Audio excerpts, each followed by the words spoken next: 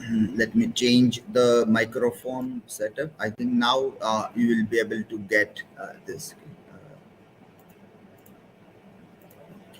This is hello. Yeah, now it is working there. Okay. The automatically this digital viewer's mic was selected. There. Okay. So this was okay. Second day. This was the final day today, yesterday, and today's live streaming is going on here. Okay. So we have started with this here, and in the evening session we will have another slot also. So this is where it is live streamed. You all have submitted your presentations in Google Classroom, where we have threefold system of making the evaluation. I think there is a bit of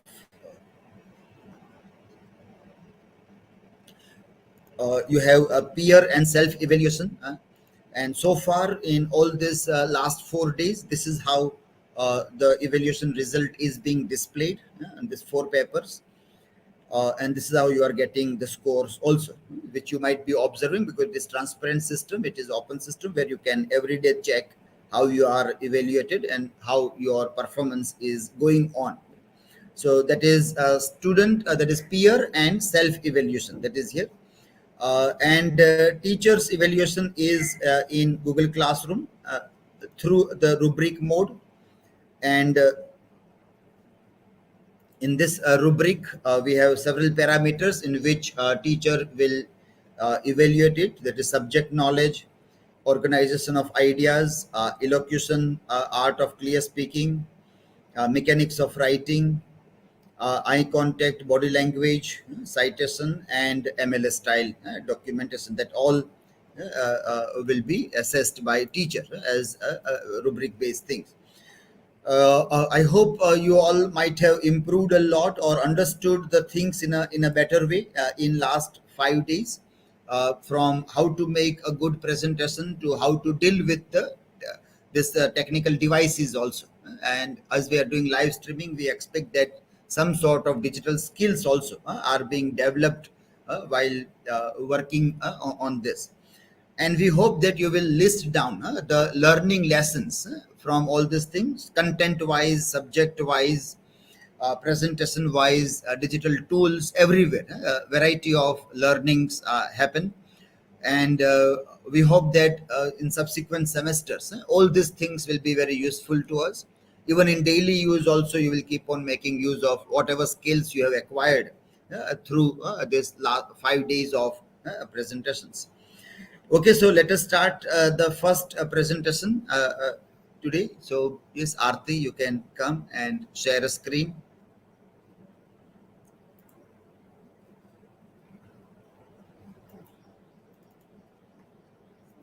Yes.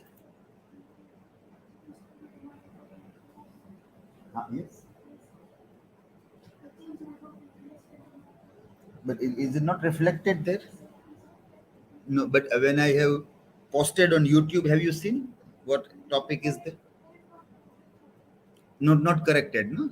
So, but then you should inform last night when you change the topic, because I have to schedule everything in advance. No? So that is what I am telling. That's what you have to learn also. This that uh, you have to visualize the everything. That how much work a teacher has to do in the background. That also you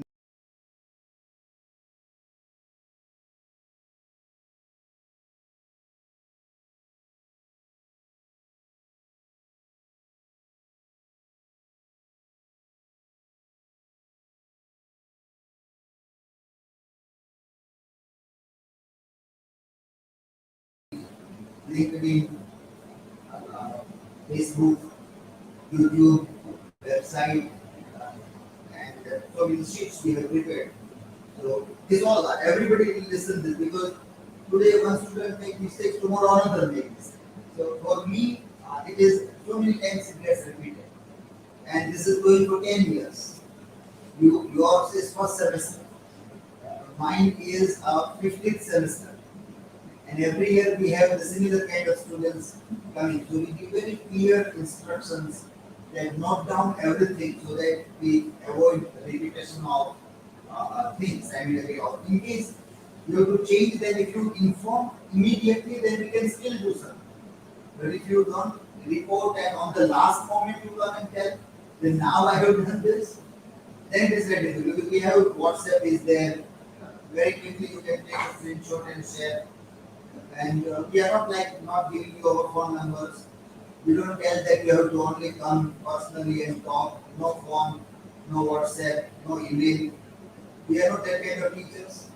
If we are that kind of teachers, then it is fine. Then you cannot WhatsApp us. We don't give our phone number. We don't allow you to communicate with us. Then it is okay that you have to come here and report. But we keep all the things open and we allow you to inform us midnight, 2 o'clock, early in the morning, whatever time you are free to disturb us by putting a message anytime.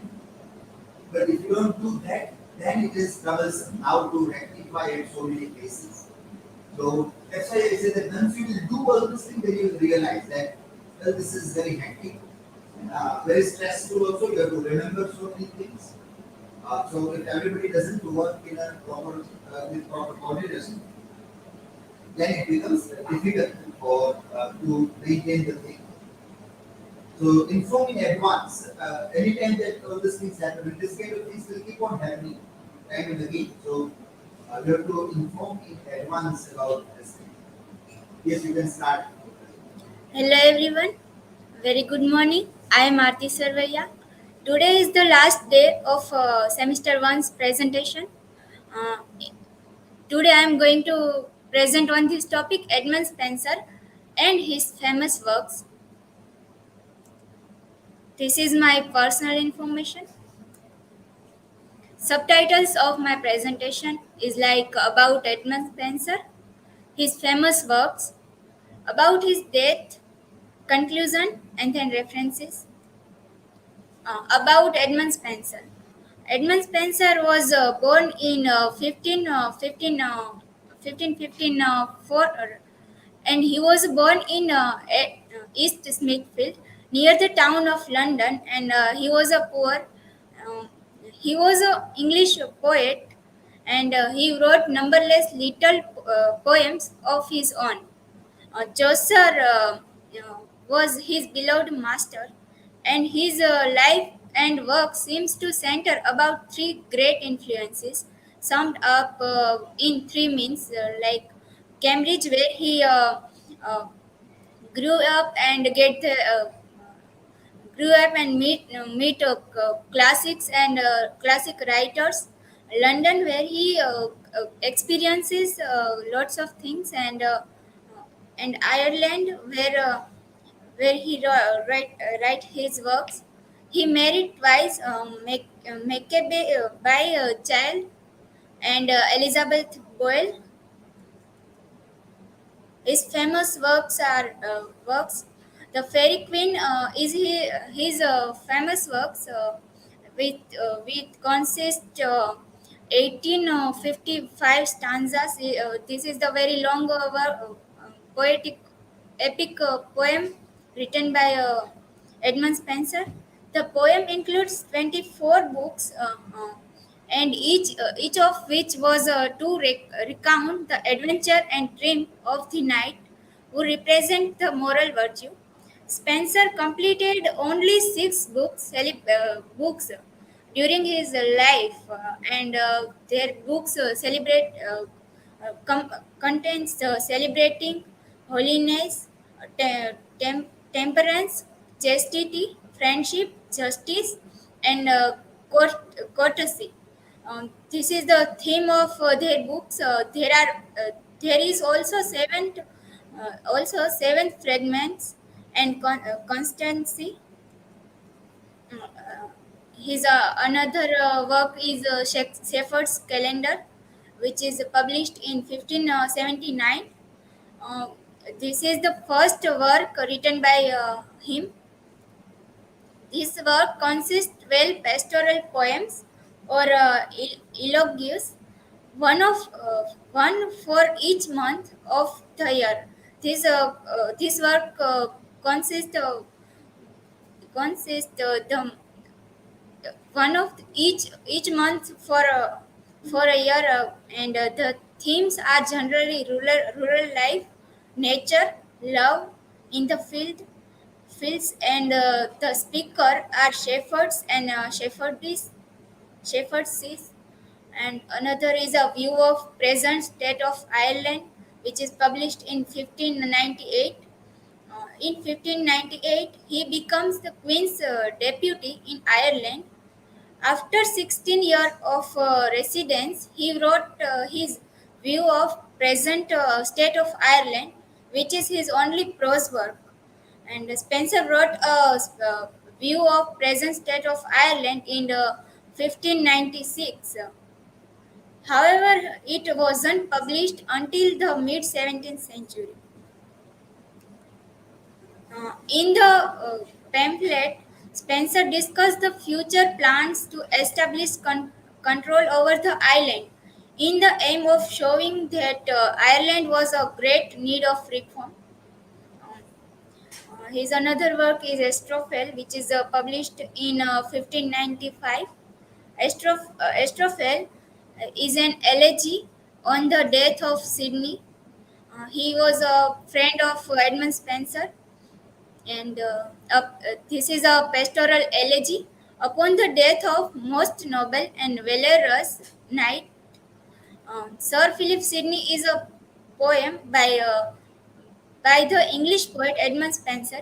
It is Spenser's tribute to memory of Sir Philip Sidney, who had died in 1586. And in this works, he expresses his experiences with his friend Sir Philip Sidney. Mother Hubbard's Tale. It is a satire on society. Um, this work is satirizes the society and how he deals with society and what are the problems he get from the society. He writing in his work in these works. Amorati or a sonnet. It is a sonnet cycle. The cycle goes over the love to his girlfriend and eventually his wife. The work contains 89 sonnets. This work he wrote for her second wife Elizabeth Boyle, and his another work is Epithalamion. Um, in this work, he write the marriage hands epithalamion. It consists of four hands on the love, beauty, heavenly love, and heavenly beauty. He describes the love mostly in these works. About his death, Spenser died in 1599, and having been burned out of his Irish estate during the Munster Rebellion. Another enigma about him is Ben Jonson's claim that he expired in penury in London. Conclusion: in the end, through his works and through his work, we can get the idea that he wrote most of his works on his influences, uh, uh, incidents, what he feels in his life and experiences. And this is my references. And have you any question? Then you can ask me.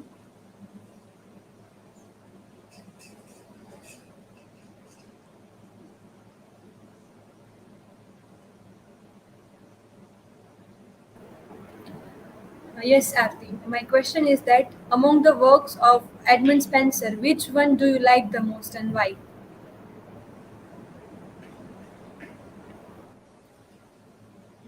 Among his all his famous works, I like the most from the Amorati because it is based on the love, and that's why I like this most.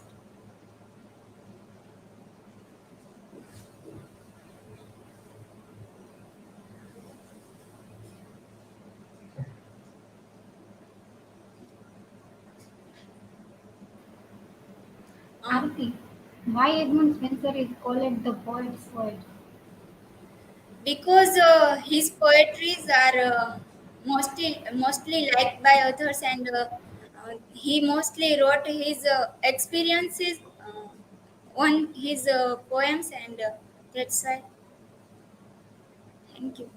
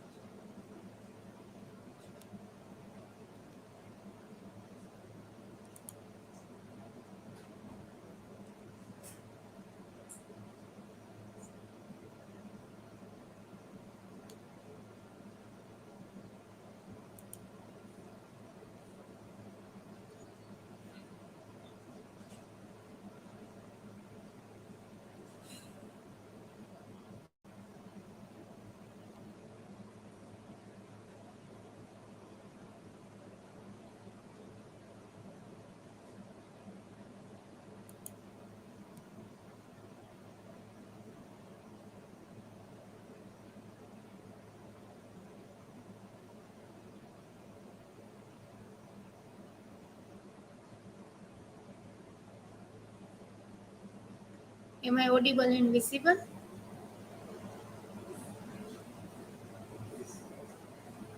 Hello everyone, good morning. My name is Archana. Today I am present on paper number 105, History of English Literature. In this subject, I choose one topic: Matthew Arnold as a poet. He was a Victorian poet. This is my personal information. Today I am dealing with points to ponder like introduction, about poet, works, and conclusion. Introduction. More than many writers, Matthew Arnold has generated opposing reactions for different readers, and he resists simple classification. As a poet, he has been seen generally as significant, although he has never been widely popular. As a critic, he remains a common reference point in literature, cultural studies, and the humanities, although he is more subject to denigration than admiration. Matthew Arnold was a Victorian poet, and Matthew Arnold was born in December 24, 1822, in Leleham in England. He was a literary poet and a social critic, not on especially for his classical attacks on the contemporary taste and manners of the barbarians, the Philistine and the populace. He entered the school officially the first time, then he moved in 1837 to Rugby School, which was run by his father, and where he stayed until the end of his secondary education in 1840. He was an English romantic poet and a Victorian critic. He is considered the father of the modern criticism movement of the objective theory. His critical thoughts are mainly highlighted uh, through his important critic prose work, The Function of Criticism at the Present Time. His most important contribution to literary theory is his theories on epochs of expansion and epochs of concentration. He was died on April 15, 1888 in Liverpool. Matthew Arnold entered the University of Oxford in 1841 after receiving a grant from the Open that university, and in 1845 was named a fellow of the Arnold of the Teaching staff of the faculty of the University of Oxford Oriel. Matthew Arnold took over the post of Professor of Poetry at Oxford University in 1857 to 1867, as well as its Inspector General for School. He went on a number of missions and visitations of European schools. He impressed by some of educational system and wrote several books about them. He was always a creative and critical writer, although his writing life falls into two parts that center on his poetry and then his criticism. While he continued to write poetry after the publication of his poem, A New Edition in 1853, this new collection marks his transition from poetry to criticism since it was his third and last volume of poetry. Moreover, its preface was the culmination of his poetic thinking. This preface repudiates the melancholy and dialogue of the mind with itself in modern poetry. His works like Cultural and Anarchy, Dover Beach, essays in criticism, God and the Bible, Sohrab and Rustam, The Scholar Gypsy, and The Study of Poetry. These are the works of Matthew Arnold. I chose one poem, Dover Beach. In this poem, Matthew Arnold take took four stanzas, and he wrote in his poem 14 to 6 lines, and he also connect with rhyme like and a. And in this poem, he wrote, "The sea is calm tonight, the tide is full, the moon lies fair upon the stairs. On the French coast, the light gleams and is gone. The cliffs of England stand glimmering and vast. Out in the tranquil bay. Come to the window, sweet is the night air." In this poem, he wrote that it is an enchanting today as was in Victorian age.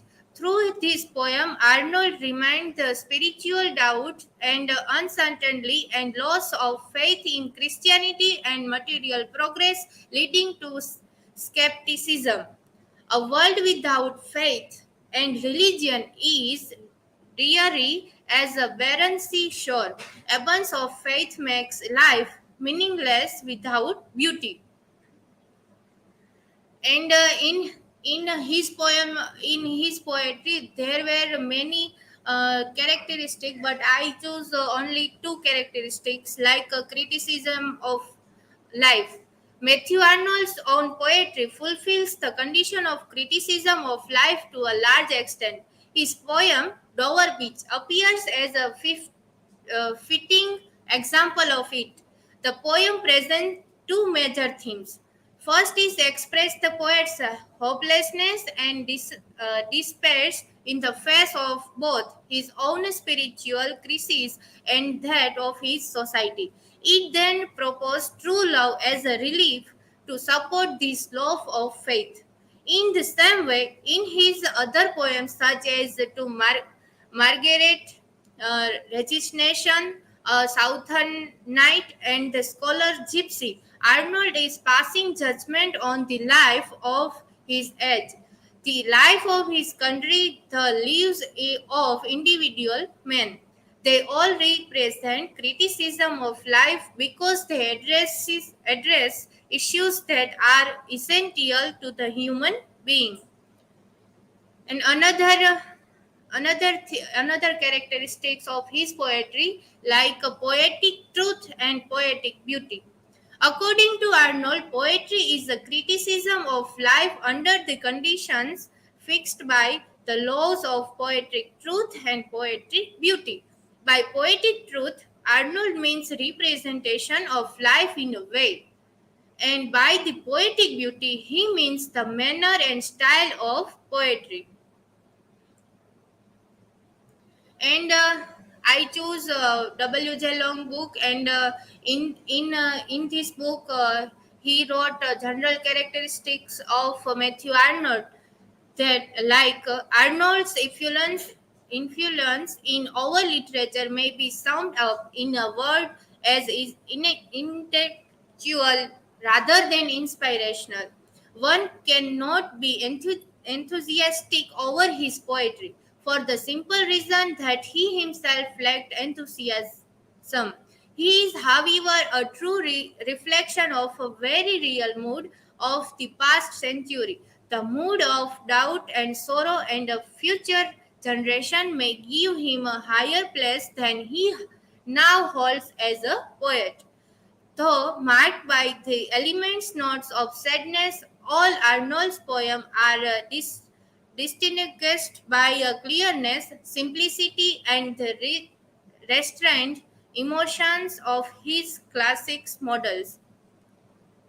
As a prose writer, the cold intellectual quality which mars his poetry by a restraining romantic feeling is of first importance, since it leads him to approach literature with an open mind and with the single desire to find the best which has been thought and said in the world.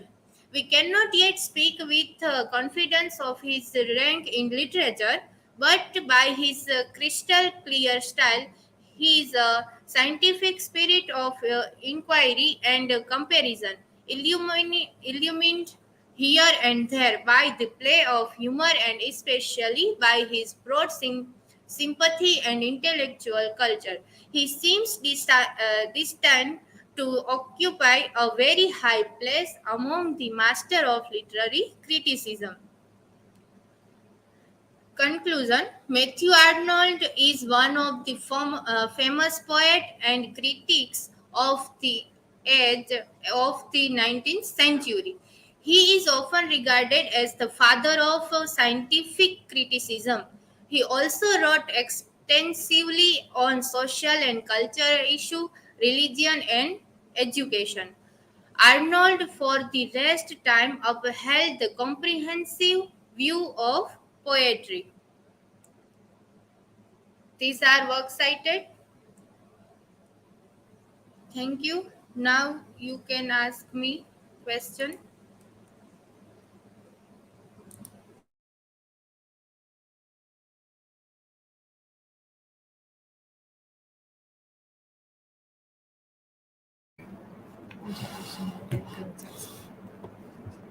Archana, can you mention any one of his work in which his life is reflected? In any of his critical work in which he presents his own life? Yes, Trushali. Uh, in Dover Beach, he when he going and wandering on the other side, and that time he sat on uh, bank of the river, and then he realized that how nature is and how cultural is, and then he wrote Dover Beach poem. So I think this is of your answers it.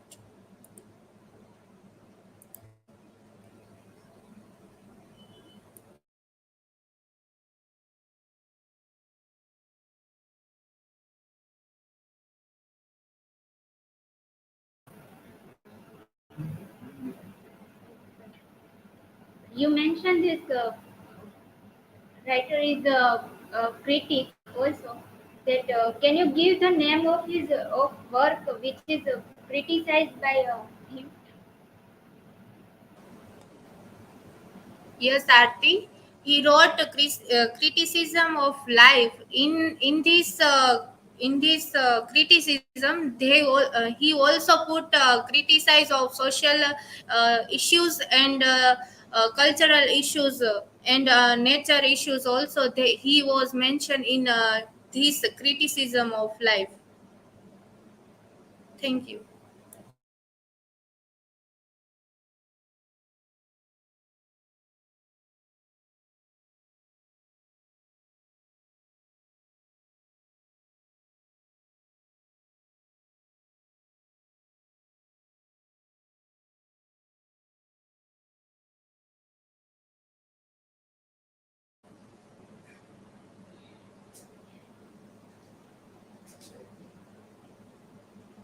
Question Aarti wanted to ask that which work of criticism is written by Matthew Arnold? Is that what you want to ask? Which is criticized by him, not in that way. That is specific work being criticized by him. But if you want to ask that, as a critic, also Matthew Arnold is mentioned, though she was talking Matthew Arnold as a poet, but he is a critic also.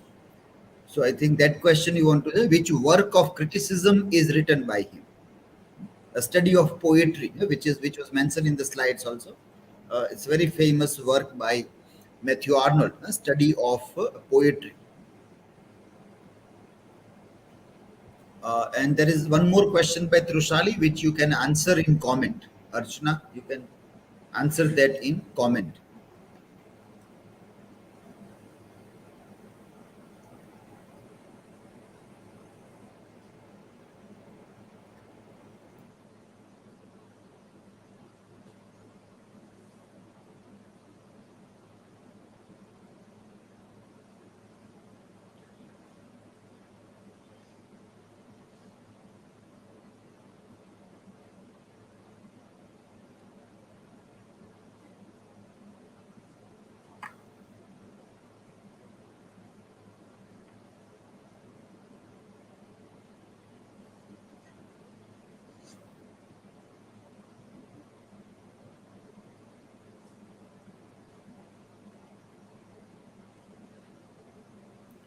Slideshow.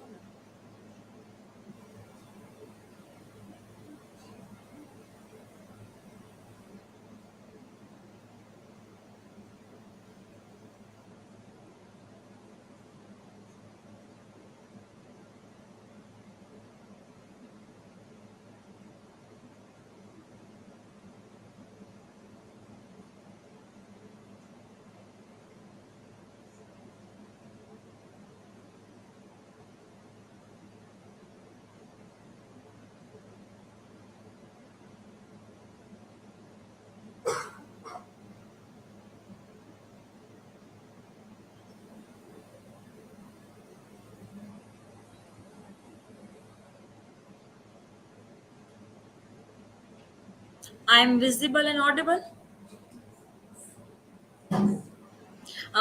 Hello, very good morning to all. Today is my topic of presentation is selected poets of Puritan age.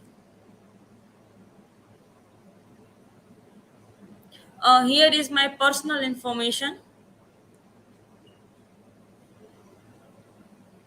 Uh, table of contents which I am going to present. Introduction to Puritan age, Puritan poetry. Sorry, this is a spelling mistake. Introduction of Puritan age. But after that, Puritan poetry, John Milton and Edward Taylor and Bradstreet. Uh, Introduction of Puritan age. Puritanism was a religious reformation movement that began in England in the late 15th. Its initial goal was removing any remaining links to Catholicism within the Church of England after its separation from the Catholic Church. To do this, Puritans sought to change the structure and ceremonies of the Church. Puritanism first emerged in the 16th and 17th centuries in England as a movement to remove all vestiges of Catholicism from the Anglican Church. Anglican, the Anglican Church first separated from Catholicism in 1534, but when Queen Mary took the throne in 1553, she reverted it to Catholicism. Under Mary, many Puritans faced exile. These threat and the increasing prevalence of Calvinism, which provided support for their viewpoint further strengthened Puritan beliefs. In 1558, Queen Elizabeth took the throne and reestablished the separation from Catholicism, but not throughoutly enough for the Puritans.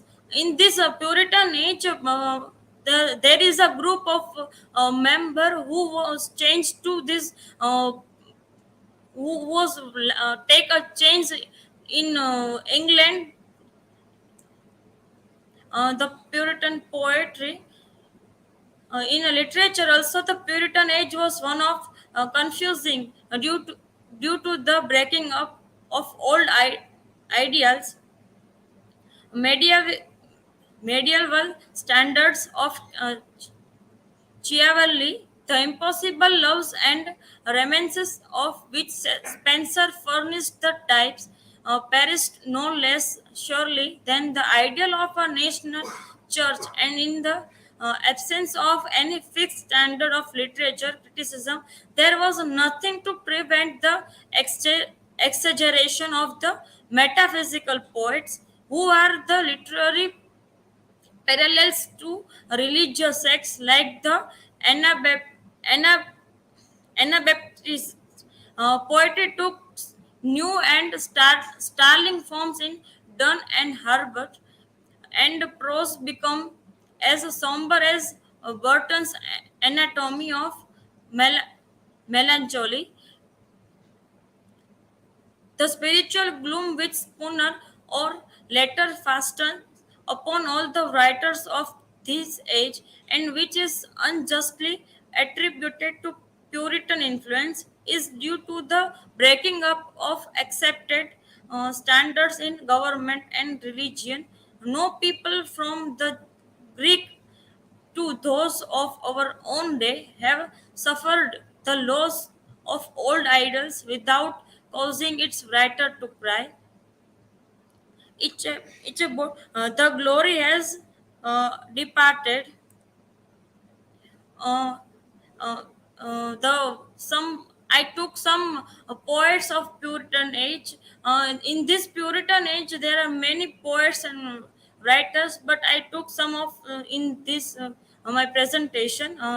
The John Milton, who was born in 9 December 1608, and as a young man, Milton believed that God has determined his destiny to be an epic poet in the future. So, influenced by a religious conception, he had been thinking about composing the greatest epic poem in English. According to Brimmer, nonconformity still had an influence on the nation's politics and culture. However, and the following decades saw some of the major Puritan contributes to literature. In We can see in Puritan age, John Milton was a major poet, and Puritan age also known as a uh, John of Age of John Milton. Some Milton's works, famous works. Milton wrote poetry and prose between 1632 and 1674, and is most famous for his epic poetry. Special collection and achieves holds a variety of Milton's major works, including Paradise Lost, Paradise Regained, La Allegro, and Il Pensero. Penseroso. Paradise Lost is one of the most recognized works in English literature. The second poet is Edward Taylor. He is also famous in a Puritan age. As a Puritan minister writing poetry, Edward Taylor relentlessly searched his interior self and explored external reality to discover the truth about God's creation, so that as a Puritan poet he could properly glorify God. In Taylor's term, he had only one subject to prove thou art, and that thou art the best, and show the properties to shine most bright. His quiet and his concentration on that one subject resulted in a medi- meditative poetry through which he discovered and expressed the religious and philosophical truths of the Puritan world. Even though his poetry glorifies God by making his property sign, it's explore an important second dimension as well, which gives it a significance beyond this the historical and religious. Taylor's poetry becomes a poetry of human experience and emotion as he dramatized the Puritan man's response to his world and to his knowledge of God. Famous works of Edward Taylor, The Ebb and Flow, uh, uh, Whose Wifery, I Am the Living Bread, The Preface Upon a Spider, Catching a Fly Upon Wedlock, and Death of Children. The third poet is Anna Bradstreet. Anna Bradstreet was the first woman to be recognized as an accomplished New World poet. Her volume of poetry, the 10th most lately sprung up in America, received considerable favorable attention when it was first published in London in 1650. Anna Bradstreet was in woman writer or a poet in a um, Puritan age. 8 years after it appears, was listed by William London in his catalogue of the most vendible books in England, and George III is reported to have had the volume in his library. Bradstreet's work has endured, and she is still considered to be one of the most important early American poets. Bradstreet's earliest extant poem, Upon a Fit of Sickness, Anno 1632, written in Newton when she was 19, outlined the traditional concern of the Puritan, the brevity of life, the certainty of death, and the hope for salvation. Oh, bubble blast, how long canst last? That always art of breaking, no sooner blow, but dead and gone. Even as a word that speaking, oh, wishless I leave this grants me give. I doing good may be, then death's arrest I shall count best because it's thy decree. Here is my work citation. Uh, if anyone have a question, uh, you can ask.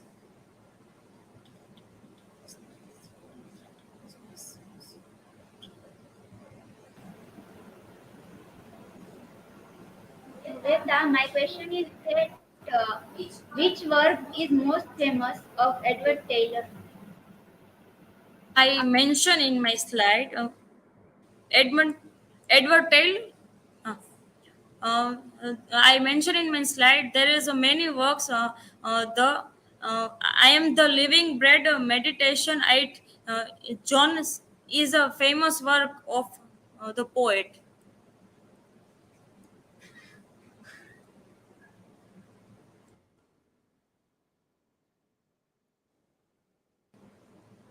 According to you, what difference between Puritan age and Elizabethan age? There is a many difference between this Puritan age and Elizabethan age, but I give a one that in the Elizabethan age they are youth and vitality. In the Puritan age they are characterized by sadness and pessimism.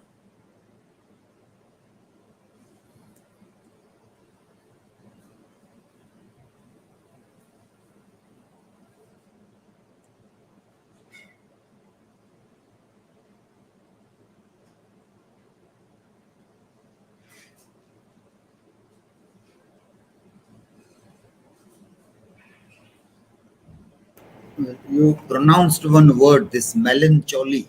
That is melancholy. CH is k sound, melancholy.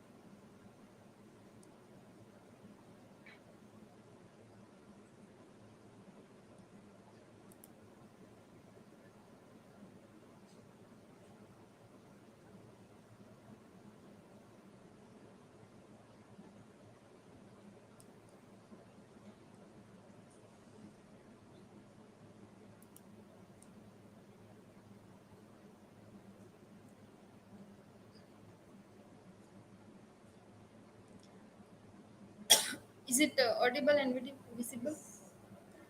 Hello everyone. On the fifth day of semester one presentation, I am dealing with the topic of comparison of Gulliver Travel and Robinson Crusoe. This is my personal information. Today, my points are introduction, then about author Jonathan Swift and Daniel Defoe, then comparison of Gulliver's Travel and Robinson Crusoe, and then colonialism and imperialism, and then study of articles. First, Jonathan Swift, the writer of Gulliver's Travel, was born on November 13, 1667 in Dublin and died on 19 October 1745 in Dublin. He was Anglo-Irish author who was the foremost prose satirist in the English language. He wrote works, and his best well-known novel was Gulliver's Travel, published in 1726. Then he wrote such shorter work as A Tale of a Tub in 1704 and A Modest Proposal in 1729. Then the writer of Robinson Crusoe, Daniel Defoe. He was born in 1660, London, England, and died in 1731 in London. He was English novelist, pamphleteer, and journalist. His famous works are Robinson Crusoe in 1719 to 22 and Moll Flander 1722, A Journal of Plague Year, Colonel Jack, and Hymn to the Pillory. Then the introduction of my presentation. Uh, Comparison of Robinson Crusoe and Gulliver's Travel. In both Daniel Defoe and Daniel Defoe's Robinson Crusoe and Jonathan Swift Gulliver's Travels, the main characters suddenly find themselves in radically different environments than what they are used to. Robinson Crusoe finds himself shipwrecked on an uninhabited island, and Gulliver is forced onto a strange island by his wayward crew. Then the comparison of Gulliver's Travel and Robinson Crusoe. Both are adventurous novel. Both protagonists of both novel are similar in so many sides. The Gulliver's Travel by Jonathan Swift and Robinson Crusoe by Daniel Defoe are both contemporary novel written on travel persona. The protagonists of both novels have much similarities. Like Robinson, Gulliver want to change the wheel of luck through trade and commerce, especially over as trade and commerce. Here we found that Robinson Crusoe wants to travel on sea. He liked to travel on sea, but his family was against him. That's why he. That's why he leave his family and accept his trade, and in both novel we find role of fate. Both have so many struggle, Gulliver and Robinson. Both Gulliver and Robinson like adventurous life. Adventure gets the most priority to both of them. Then beyond their family bondage, they both go to sea. Though several times they were the victim of fate in the sea, they were full of disaster in the sea. They never stopped. The mysterious attraction of sea behold them. Here in this both novel, we found that Gulliver and Robinson both have so many struggle. They traveled a lot. And they have to face so many struggle, but they never stopped in their life. Robinson has neglected his family. To him, his business is more important than his family. In the same way, Gulliver also neglected his family, giving priority to his personal choice. He left home several times, ignoring his responsibility towards his family. Then in Robinson Crusoe, when Robinson found himself in an unknown island, he adapted himself with the situation rather being frustrated. He himself made all necessary thing he needed. That we found that Gulliver was in one island for 22 years, 2 months, and 19 days.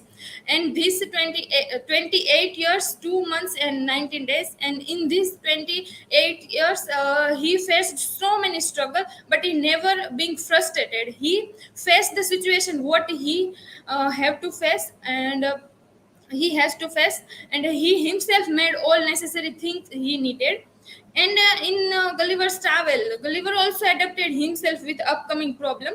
He himself overcomes all his problem. Both of them eventually return England via their own attempts.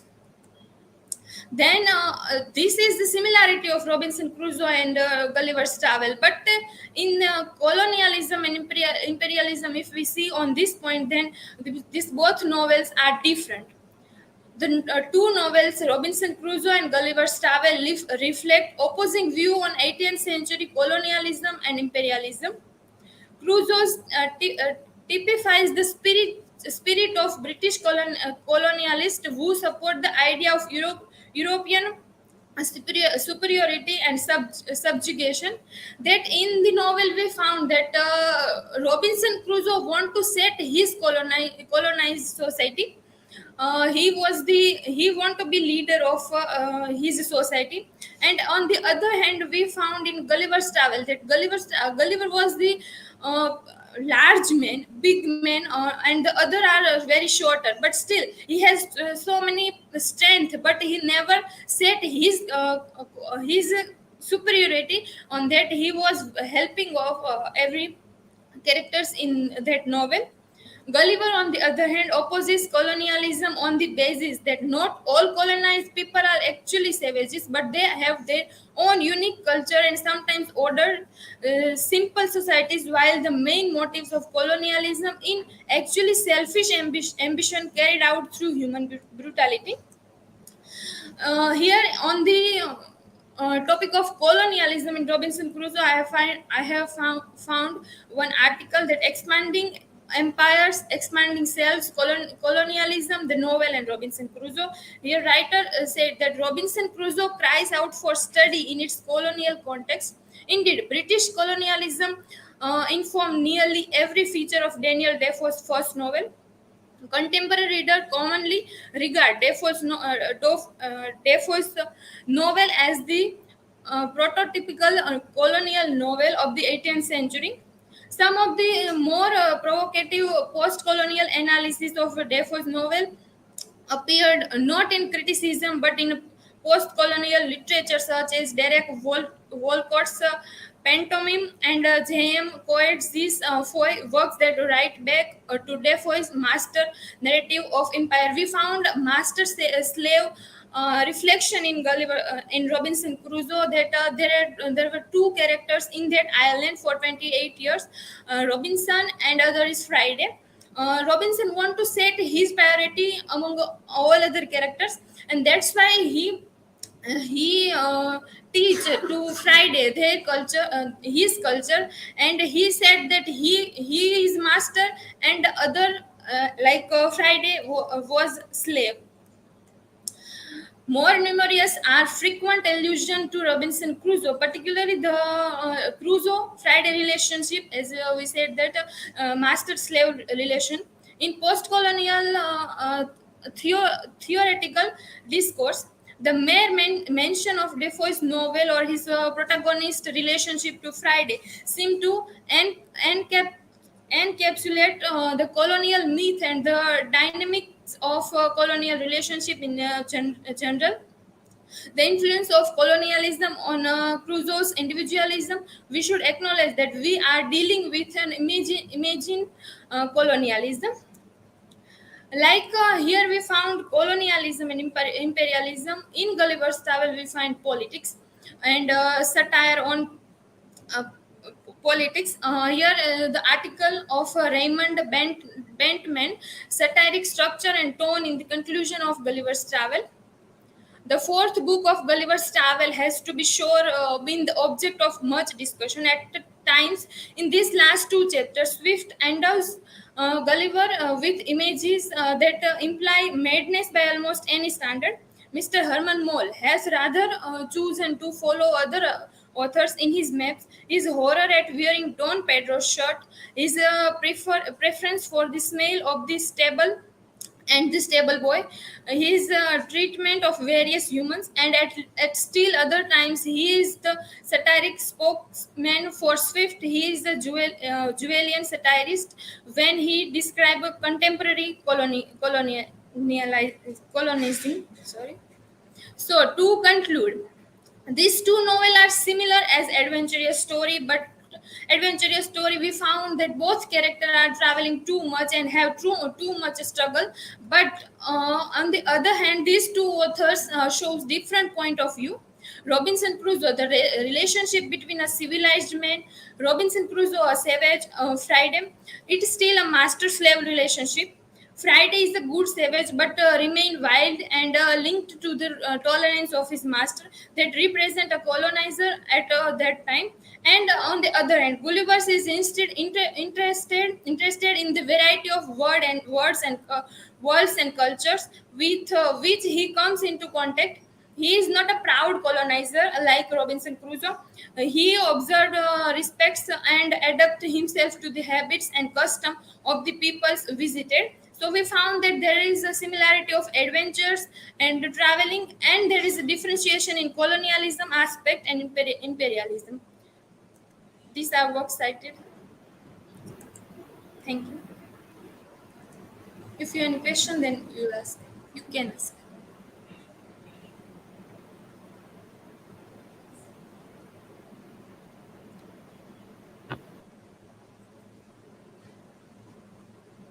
According to you, which are the major similarity of Gulliver's?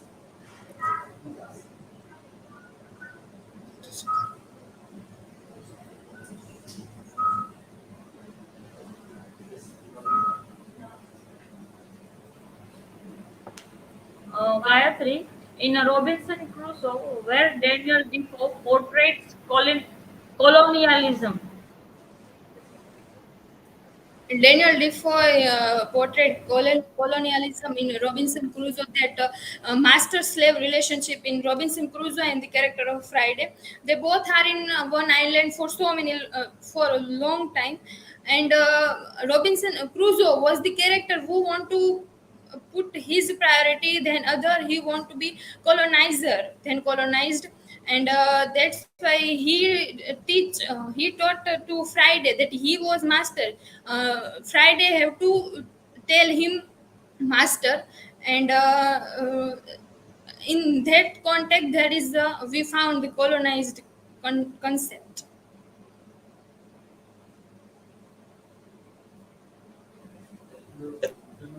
Again, see, be careful about asking questions. Why we are having a practice of writing. Question is that you write correct question, grammatical, spelling error, that all you have to see. The proper structure of question. It is not the way we speak. So Daniel Defoe spelling you have to check, and you can say this that how Daniel Defoe portrays colonialism in Robinson Crusoe. So in Robinson Crusoe comes last. When we speak, we say in Robinson Crusoe, then this. But when we write, it is not so. Spoken language and written language and their structures are different. In Gujarati also, you know. The way we speak, we don't write.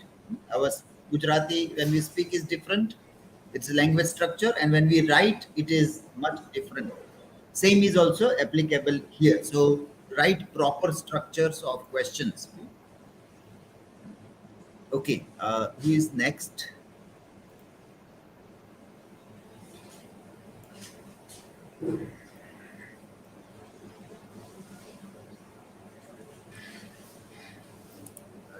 Disconnected.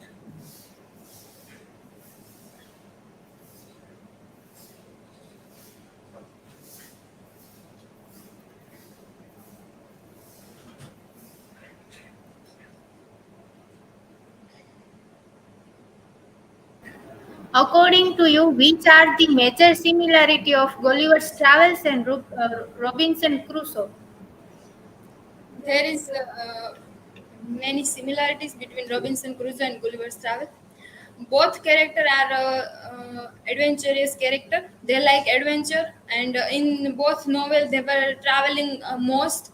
Robinson Crusoe was traveling for 28 years, and Gulliver's also traveled to so many times, and both have struggle on their life, and both have fighted on their struggle. So on that concept, both are same.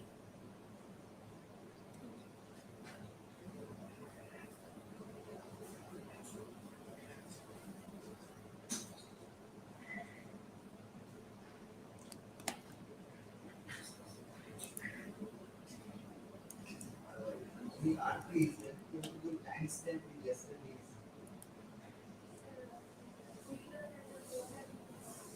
Hina, check now. I will send the WhatsApp message.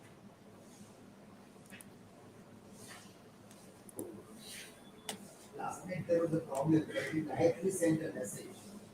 So, you have not sent the message, Aarti. You say problem, but उघराने के लिए क्या रहता है? That is what I am telling you. કે આ ટેવ ભૂલી જાઓ.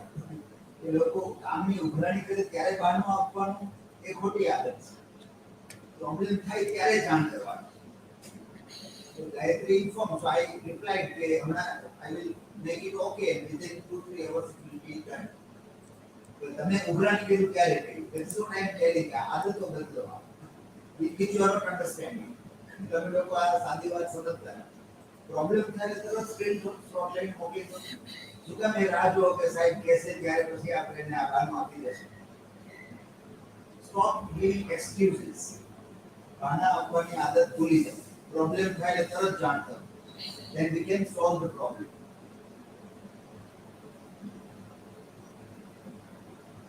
Am I visible and audible? Yes, we will start. Hello, dear friends. I am Gopi Dervaliya. Today I am going to present the topic of Charles Dickens as a novelist. This is my personal information. Dickens' early life. Dickens was born 7 February 1812 in England. At the age of 6, Dickens was sent to school, where he discovered classical authors and developed a love of reading. At the age of 9, Dickens discovered the theatre and developed a passion for the stage. At the age of 12, Dickens had to leave school and was sent to work at a blacking warehouse, gluing labels on bottles of shoe polish. When his father was released from prison, Dickens returned to school. Here is some famous works of Charles Dickens. Bleak House, The Tragedies of Bleak House, one of his last and gloomiest books, are found in the Systematic Injustice of the Courts. David Copperfield, The Personal History of David Copperfield, a highly autobiographical novel, demonstrates a darker outlook, more serious themes, and a change to more character-driven plots. Great Expectations, originally conceived as a comic novel to bail out Dickens' failing magazine All Years Round, Great Expectations became Dickens' masterpiece. Oliver Twist, Dickens' first novel, Oliver Twist focuses on the unfairness of laws governing the poor.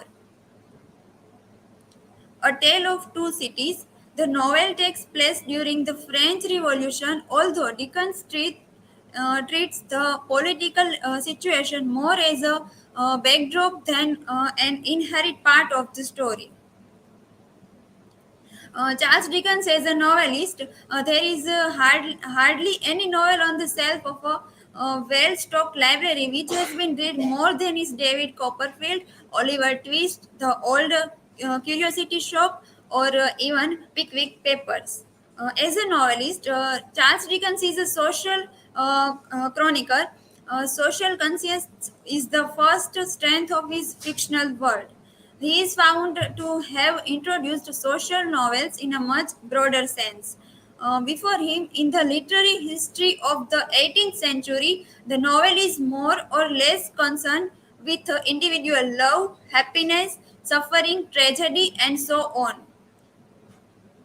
In the second place, Dickens' contribution to the world of fiction is found in his gift of storytelling. In the sphere of storytelling, Dickens' influence is far-reaching. Another element which shows Dickens' contribution to the art of novel writing is his priceless gift of humor, with which his fictional world is enriched. One more remarkable feature of Dickens' creative strength is the intensely forceful emotional power with which much of his fiction is inspired. This is well marked in his treatment of love, integrity, death, and suffering and noble self sacrifice. Coliseum Theatre in London, when plays and tableaux portraying scenes and incidents from his works were presented in a way to touch and win men's hearts. Preferences have been expressed by some that Dickens should have chosen some of his characters from a higher social stratum than that in which he delved so continuously and so successfully. Dickens was largely a self-made man. From a boy, he dreamed that someday he would be a great man. That dream was never dissipated through all the early years of struggle. He was destined, he believed, for something better than pasting labels on blacking bottles. The dream deepened into an ambition and was transmuted into a purpose. These are my work citation, and thank you. Now you can ask me questions.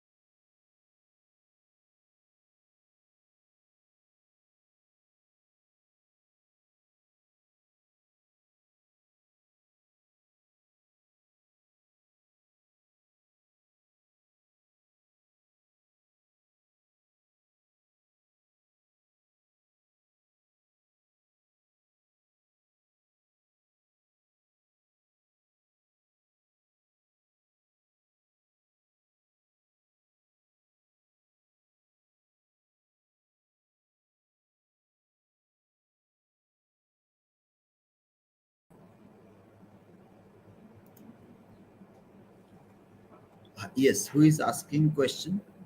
Gayatri. Yes, you can ask. That also I think is disconnected. No?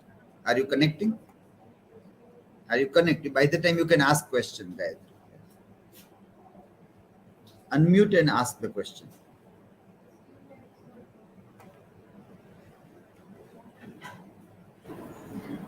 Gopi,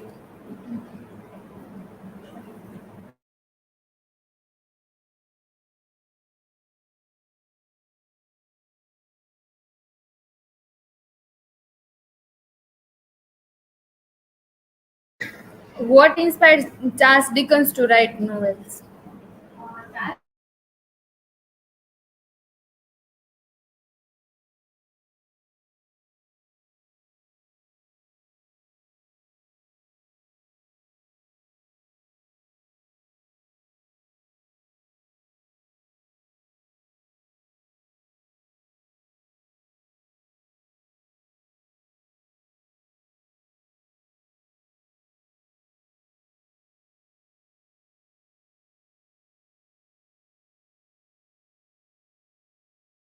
The LAN connection only you will have to do. There is a internet spike, so there was a breakup in the network connection. We are setting the network in the presenter's laptop, so you'll get answer very quickly.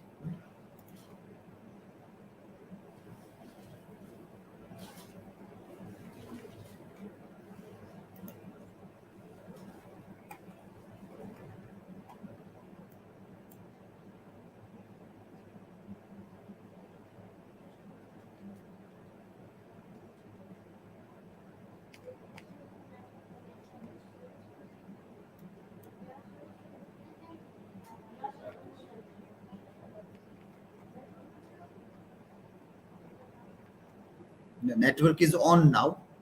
It is on now. You just see this power supply, everything is okay in that socket. All the this one also is not, then it will get there. It will come. Four dots. Hmm.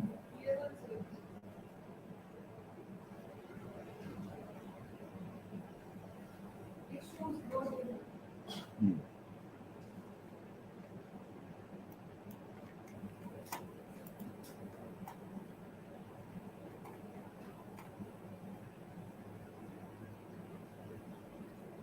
MKBU login platform have you joined?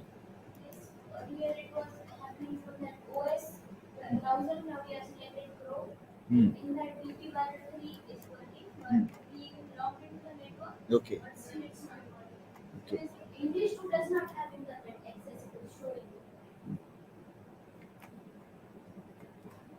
Okay. Now it will get connected. We'll wait for a minute and see.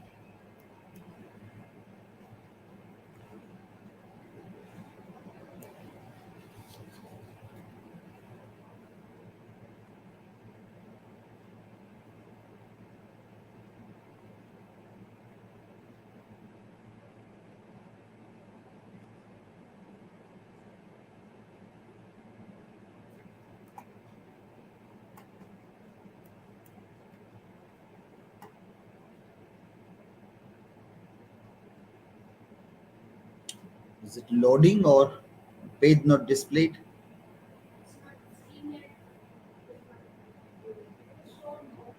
Loading.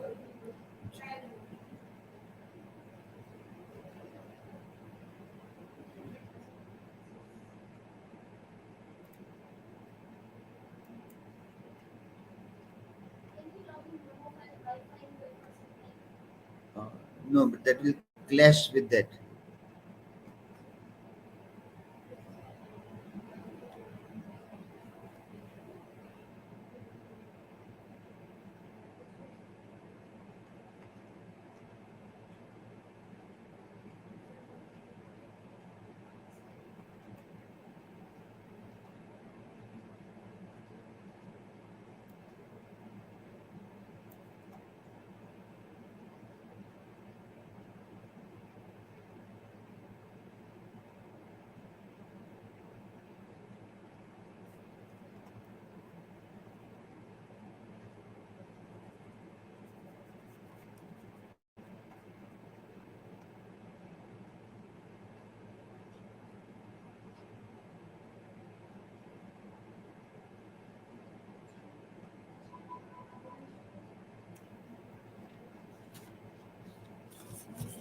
Not connected yet.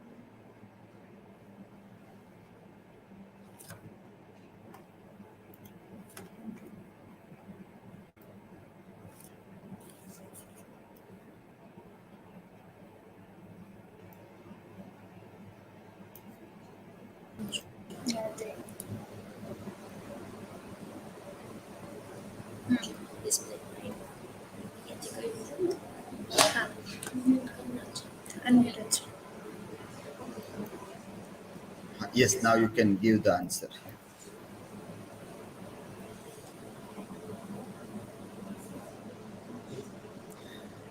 Charles Dickens inspired to write his novels by the experiences he had and by the people and by the people around him. Charles Dickens was a Charles Dickens was a social reformer, and he want to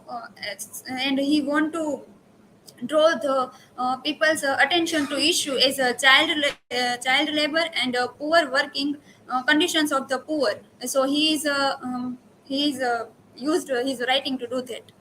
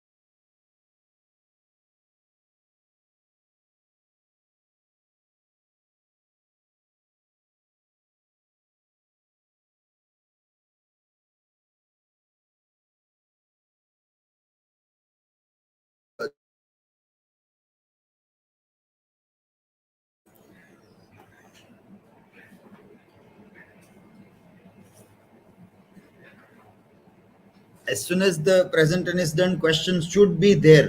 So I just have to switch over and display the question. You should not wait. Now it is fifth day. 5 દિવસ એટલે બહુ ઘણું કહેવાય શીખવા માટે. પાંચમા દિવસે તો બધું સ્મૂથલી ચાલવું જોઈએ. ટેકનિકલ એરર્સ આવે એ બરાબર છે, હ્યુમન એરર્સ ન થવા જોઈએ. Technical errors is not in our control, but human errors is in our control. They are in our control, so we should be able to see that human errors are not made. That is where we are better than technology.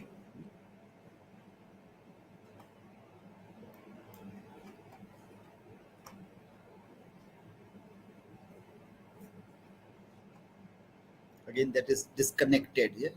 StreamYard is closed. Also learn to do this now. Okay? Also learn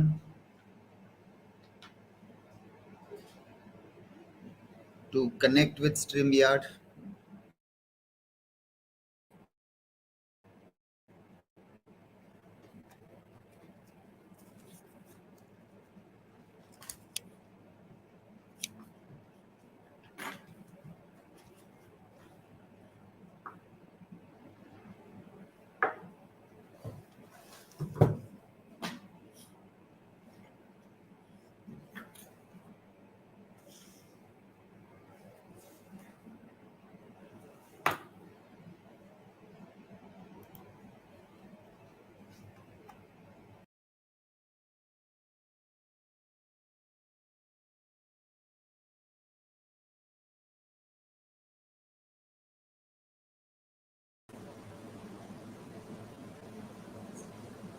Can I start, sir? Hello, everyone. My name is Parmar Hina, and my topic is Shakespeare and his classification of his plays. This is my personal information. Those are some points which I'm.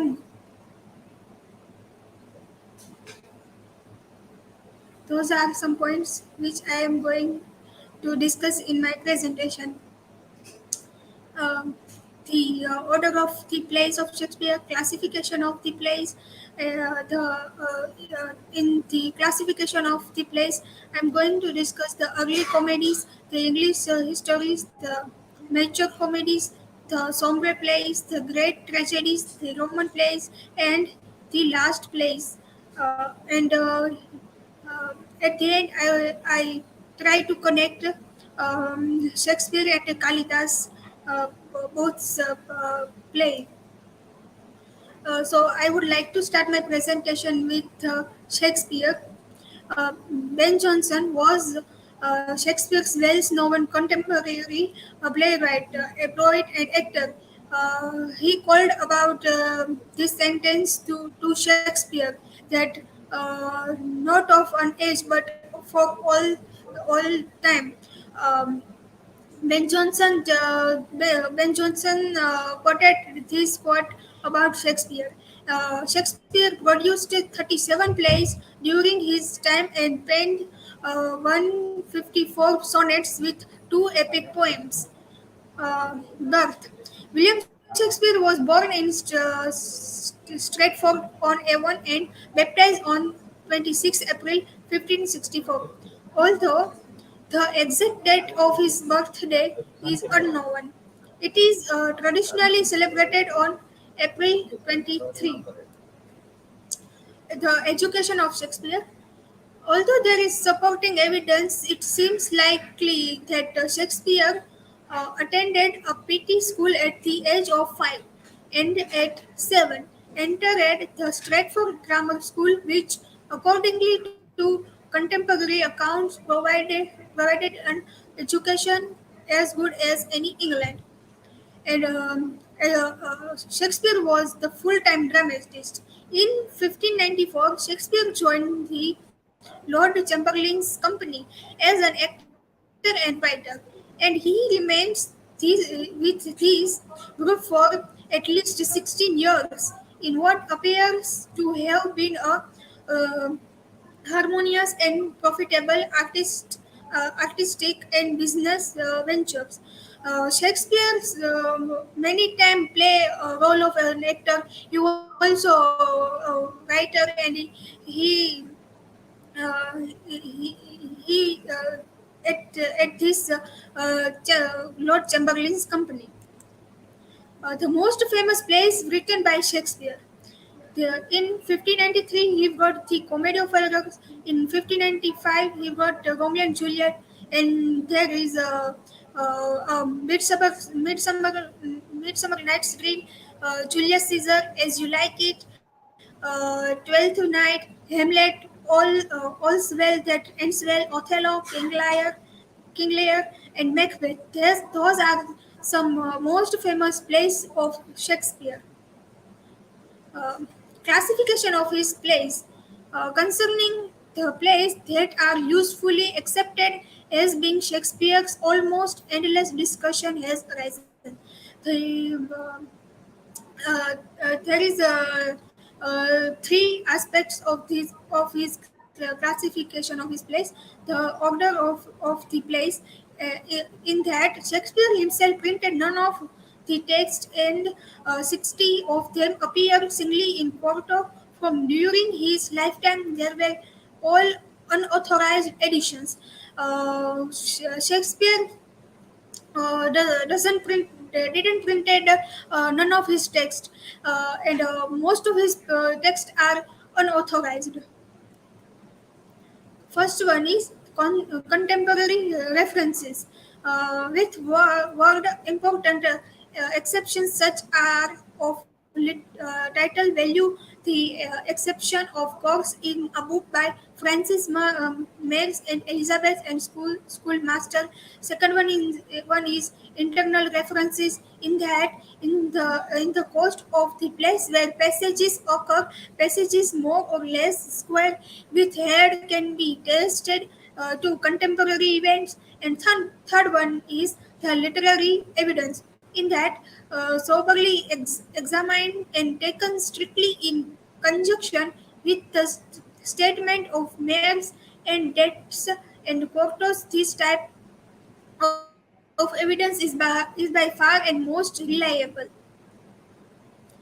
Classification of the place. There are seven type of his classification of plays. First one is the early comedies, in that he wrote many comedies in his lifetime, such as the Comedy of Errors, Love's Labors Lost, and the Two Gentlemen of Verona. Uh, Shakespeare wrote most of his comedies, and he wrote in those in a style of prose. The second one is the English histories. Those plays show a rapid maturity of Shakespeare's techniques. He now began to buy himself with the developing character, such as Richard II and Prince Hal. He also wrote in Henry's life. He wrote many books of Henry's life. And third one is the mature comedies. In this is the fine flower of Shakespeare's comic uh, genius. The place is full of vitality and contain many truly comic situations. Uh, in the mature comedies, the texts are full of vitality, and it contains many comic situation, and it also refers the humanity. And most of his comedies are mature comedies written in prose. Fourth one is the sombre plays. In this group are all's well that ends well, measure for measure, the comedies in the sense that the chief characters do not die. Their tone is sombre and tragic. Fifth one is the great tragedies. Hamlet, Shakespeare's most famous tragedies are Hamlet, Othello, Macbeth, and King Lear. And in that, the climax of Shakespeare's is considered as an art. The Roman plays. Sixth one is the Roman plays. Julius Caesar and Antony and Cleopatra and uh, Coriolanus follow the great tragic period. Shakespeare was famous for his tragic plays. The last plays, the mellowed maturity, is the chief feature of this group, which contains Cymbeline, the Winter Tale, and the Tempest. The creative touch of making living men out of figment.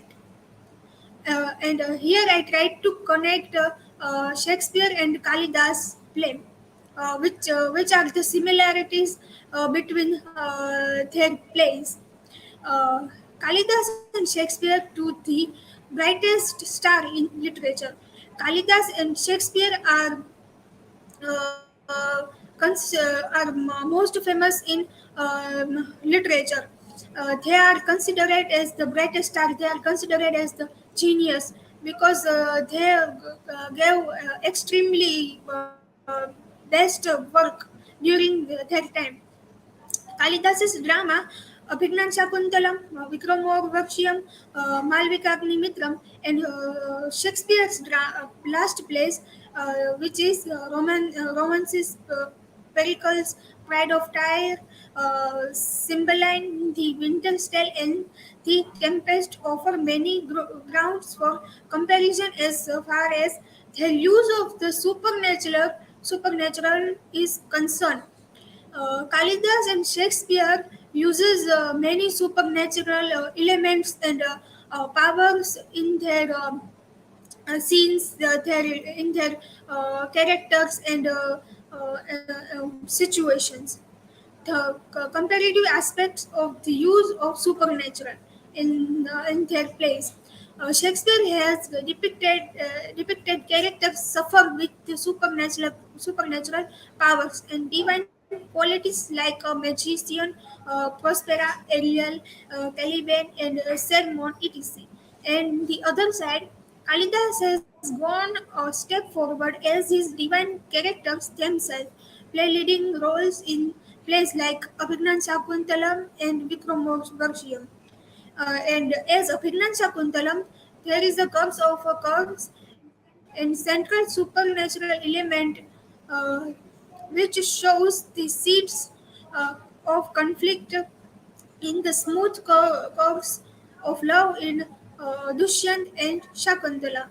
And similarly, Shakespeare's last plays are full of spirits, heavens, gods, and his characters like omens and portents. And the end conclusion, rich, ample, and graciously dignified, would be found to round off the work of our greatest literary genius than those plays of reconciliation and forgiveness. Those are my work cited. Thank you. Uh, do you have any question? Then you can ask me.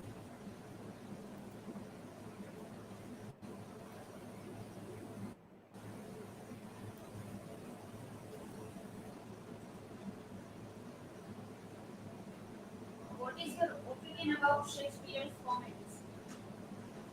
Uh, Shakespeare wrote many comic plays.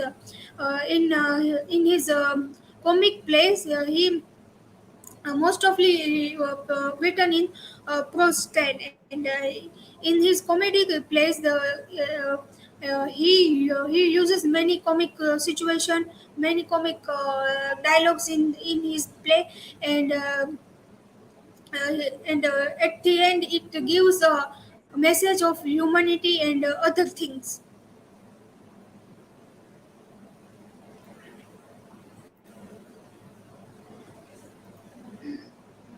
Aarti, you said that Hamlet, Othello, Macbeth, and King Lear are the climax of Shakespeare's art.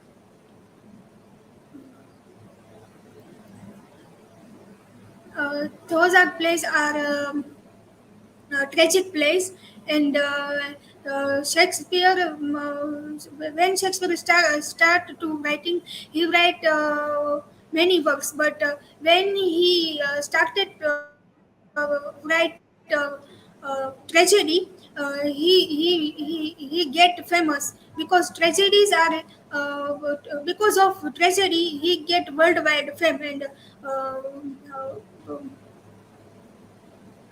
thank you.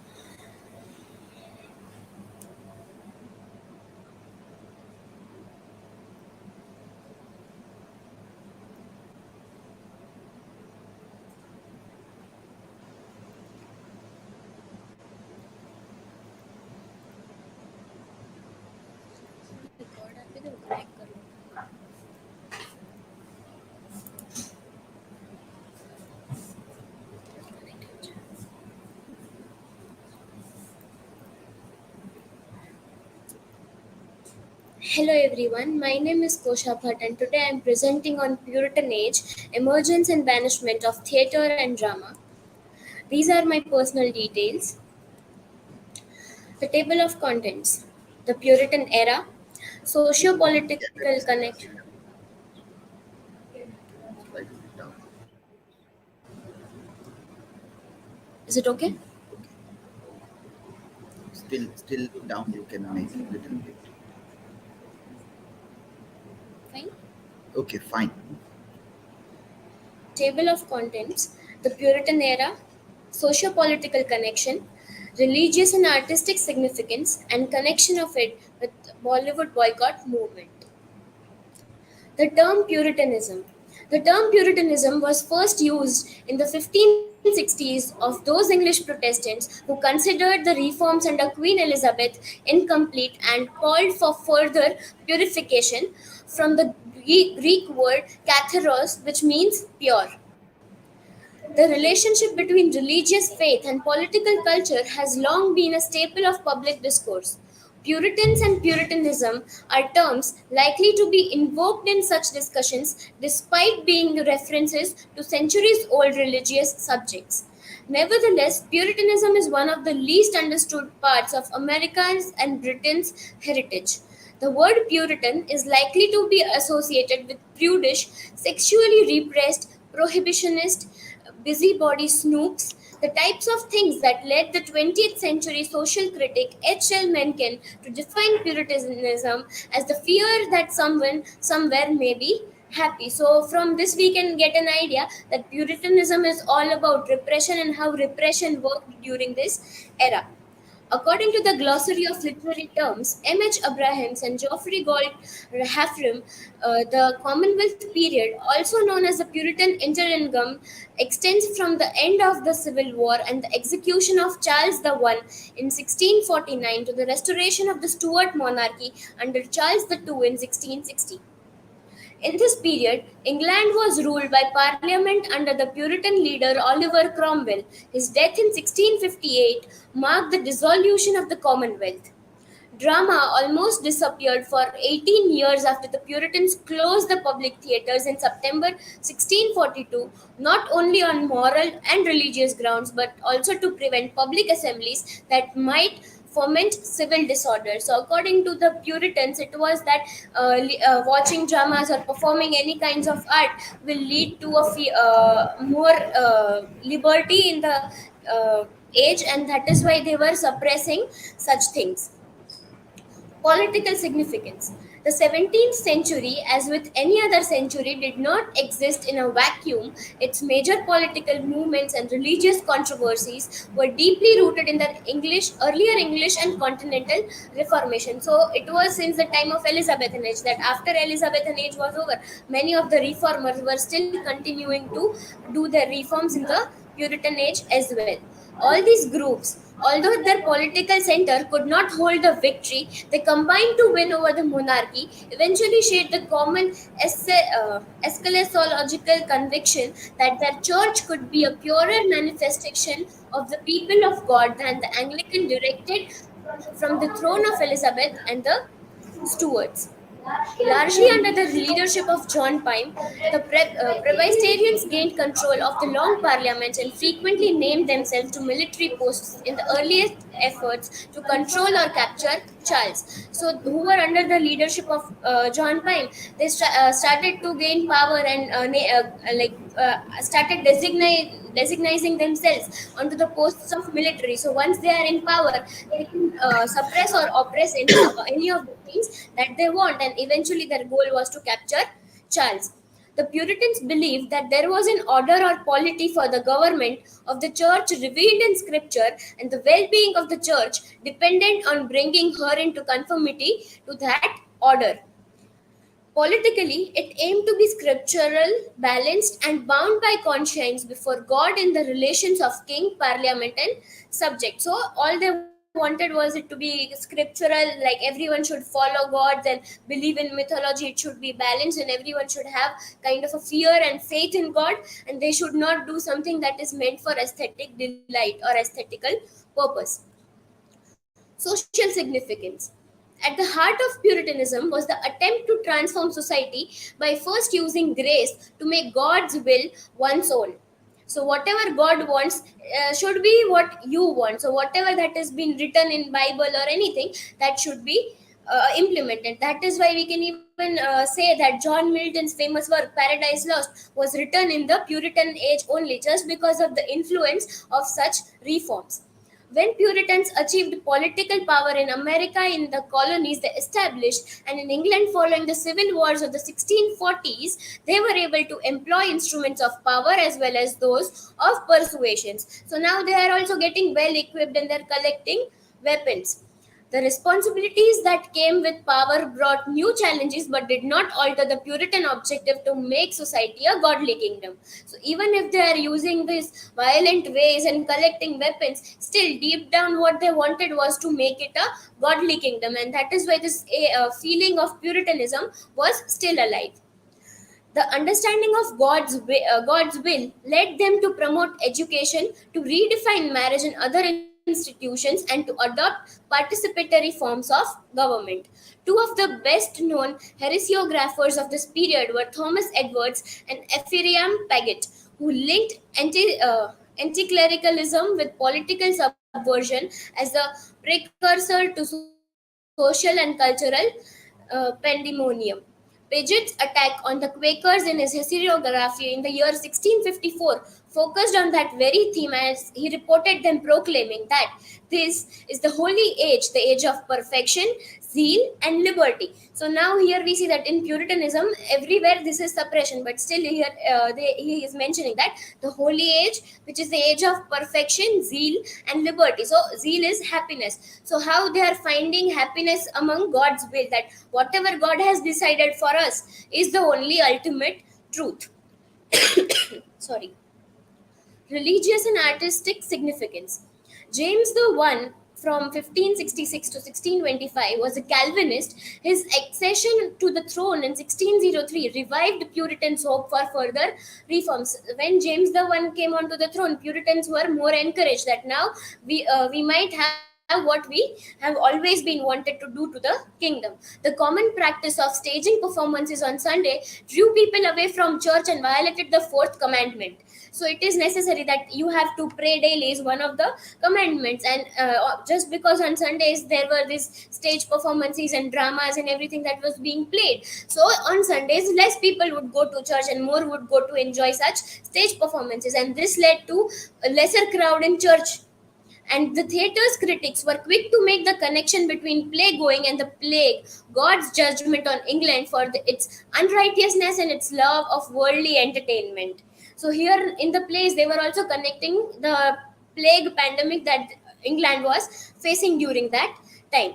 The theatre's critics sought not to reform the theatre but to abolish it, and so did the magistrates of London in September 1642, with the theatres operated under the constant threat of closure. So even whatever the fewest numbers of theaters were being operated, and even they were under the fear of being closed, just because that it was considered a godly kingdom, and everything they wanted to follow by the rules that are given in the Bible. So they were abolishing these dramas, and banishment of drama happened. And that is why, even though the great texts like Milton's Paradise Lost and Paradise Regained have been written, it is also known as Milton's age. Still, Puritan age is considered as one of the darkest ages of history of English literature.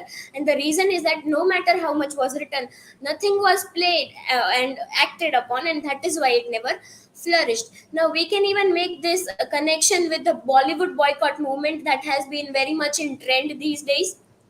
So, what is boycott movement? So, to engage in a concentrated refusal to have dealings with a person, a store, or an organization, etc., usually to express disapproval or to force acceptance of certain conditions. So, basically, whenever you want to protest something, you start neglecting that thing in order to either gain acceptance or completely abolish it out of society.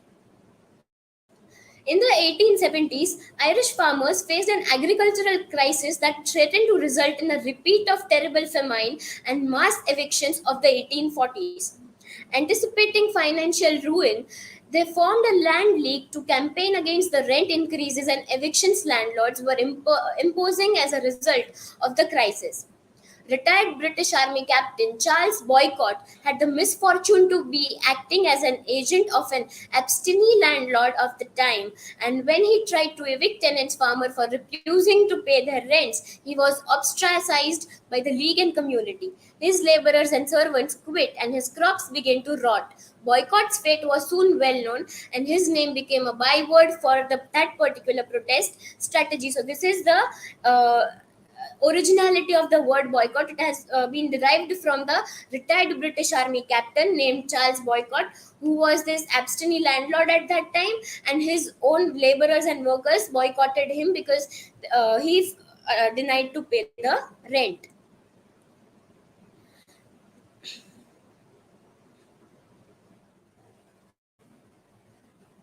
Why did boycott movement started? Things got worse after Sushant Singh Rajput died by suicide. A talented young actor, his death was blamed on the alleged debauchery of Bollywood, that he was introduced to drugs by his ex-girlfriend Riya Chakravarti. Sushant, it was said, was dissatisfied due to his positions in the film industry despite his visible talent. What followed was months of forwarded private WhatsApp messages in which Riya allegedly apprised Sushant of the delights of being high on marijuana and so on. So on 14th June 2020, Sushant Singh Rajput committed suicide, and that was the most discussed debate during that time. Even though there were a lot of COVID deaths happening and India was in the crisis of pandemic era, Sushant Singh Rajput's case was equally discussed even in the newspapers, headlines, and everywhere. And even FBI agents were involved into this case. It has been proven.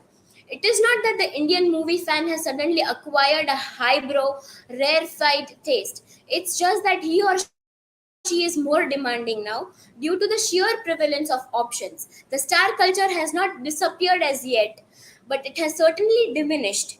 It has not disappeared. Nepotism is still there, but to an extent, the star culture has been reduced now. Still, nepotism is very much evitable.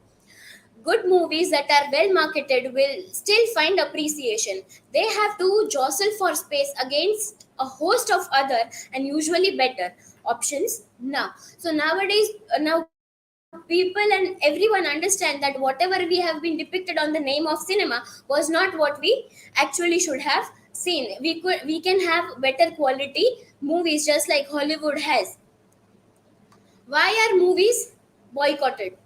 The prime reason for the boycott was said to be the futility of remaking a movie that is already popular and well loved among Indian film buffs. A Bollywood treatment, it was argued, would ruin the story by turning it into a Karan Johar style melodrama.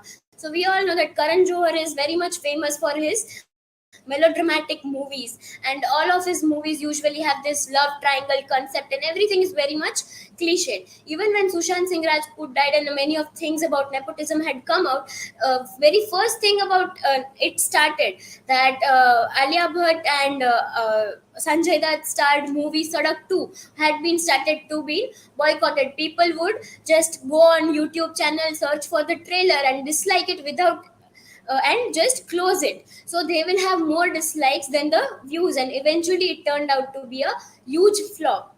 Earlier we were the soft target to put any agenda in our heads. It was slow poisoning. Take movies where Rahim Chacha has always been a good guy, where selective secularism was there and we kept mom, where Sarfaraz was the good one and he was being targeted because he was Muslim. This is in the movie PK when this Mohan says that Sarfaraz is a Muslim guy and he's a Pakistani as well, so you should not trust him. He will break your heart. And by the end of the movie, we see that Sarfaraz is a good man.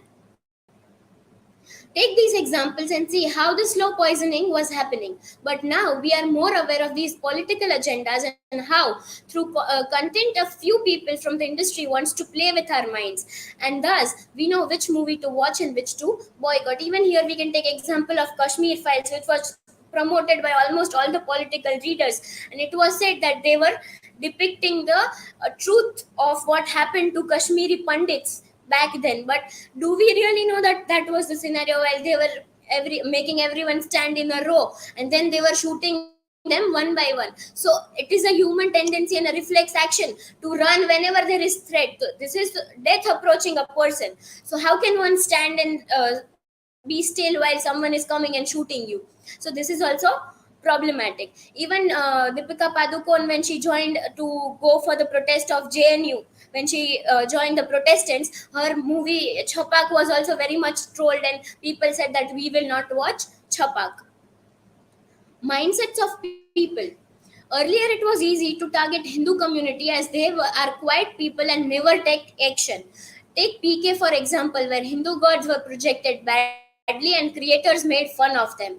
Or take OMG as an example, where they bluntly insulted Hindu beliefs and gods. The question is, if a similar thing would have been shown with another religion like Islam or Christians, would they tolerate it? Do we know what would have happened then? So it is very much true that whatever movies have been made on the name of superstitions and disbeliefs are more Hindu centric than any other religion. We don't mean to say that we are being targeted, but this is the truth that more of Hindu centric movies have been made. And even whenever we see that whenever historical movies have been released like Bajirao Mastani, Jodha Akbar and everything, all those disputes settle down in a while.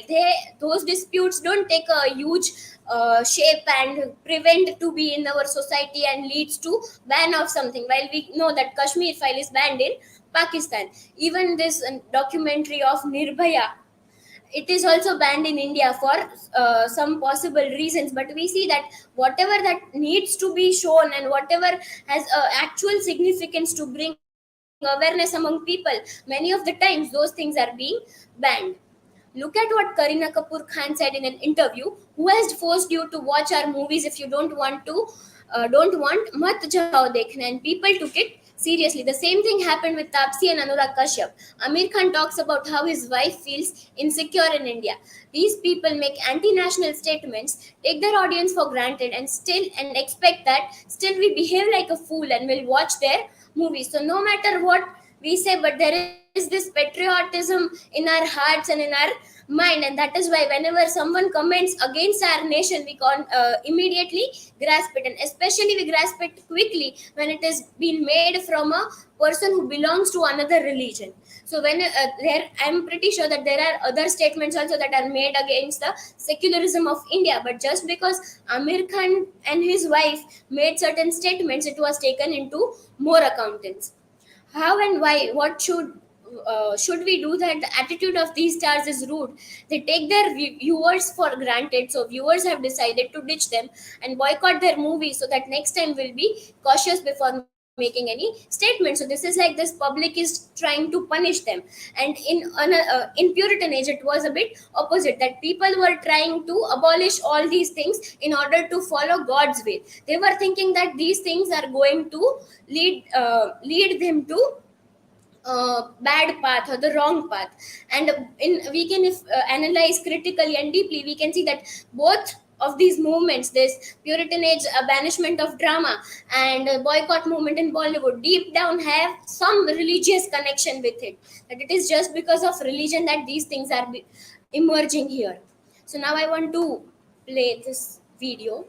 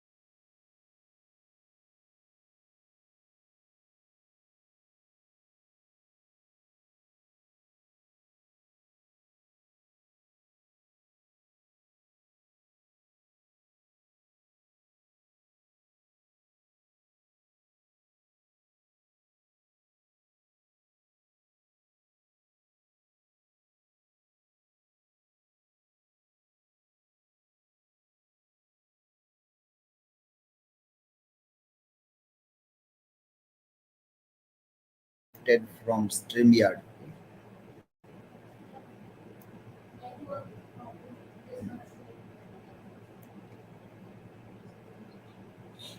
Check that white cable little bit properly.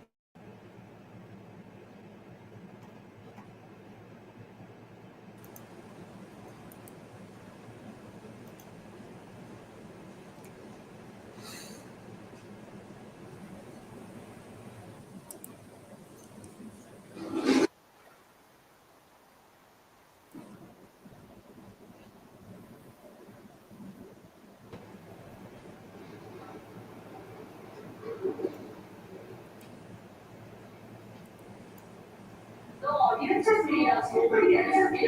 think you have to share again. Share again. You have to select this audio also. Was it selected when you share?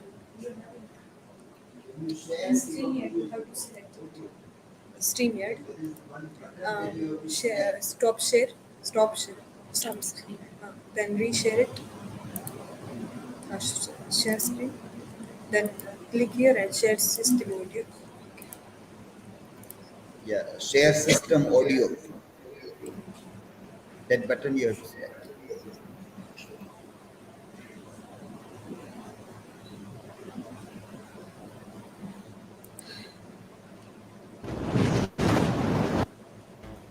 The audience has made us. Nobody else has made us. The same people pointing fingers as also. They are only making these nepotistic stars. ना आप जा रहे हो ना film देखने, तो मत जाओ.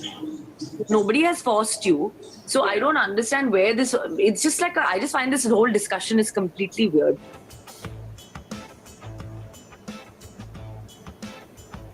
No, I think these are just a section of people which are trolling. But genuinely, I think the love that the film is getting is very. These are section of people who are probably on your social media, which is like, I think which is probably like 1%. It's just people saying that. But the fact is that they shouldn't boycott this film because it's such a beautiful film. And I want people to see me and Amir on screen. Na? After like 3 years, we've waited so long. So I'm like, please don't boycott this film because it's like actually boycotting good cinema. And people have worked so hard. We've had 250 people work on this film for like 2.5 years.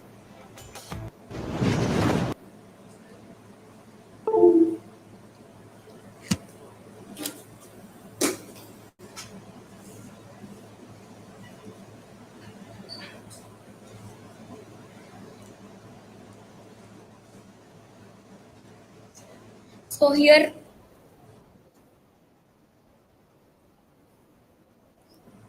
So here we can see that how Kareena Kapoor earlier in her statements mentioned that who is forcing you to go and watch movies. If you feel that nepotism is increasing and you don't want to support the stars, then it is okay. You don't go and watch films.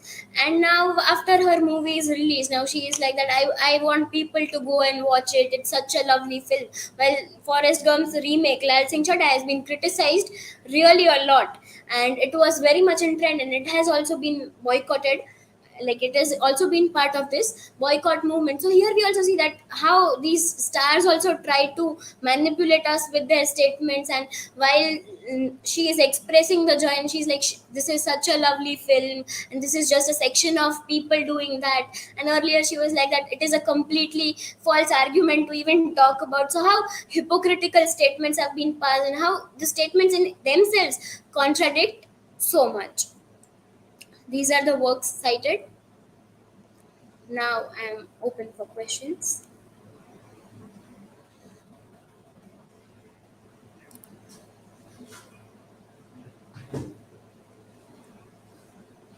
Yes.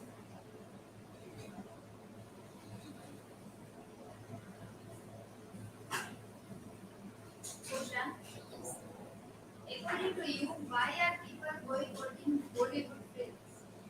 In my opinion, I feel that people now know that what good quality films actually are, and just because now people have access to OTT platforms and they are also able to see a lot of other movies which are not only Bollywood, Tollywood movies, Hollywood movies, many of these online series. So now they know that what actually good content is. And as I said, that people are many a times biased and driven by these religious policies that they have in them, and that is why many a times, even if they have nothing to do with the film, they have no significant role, and just because that person is belonging to another religion, they try and boycott this film.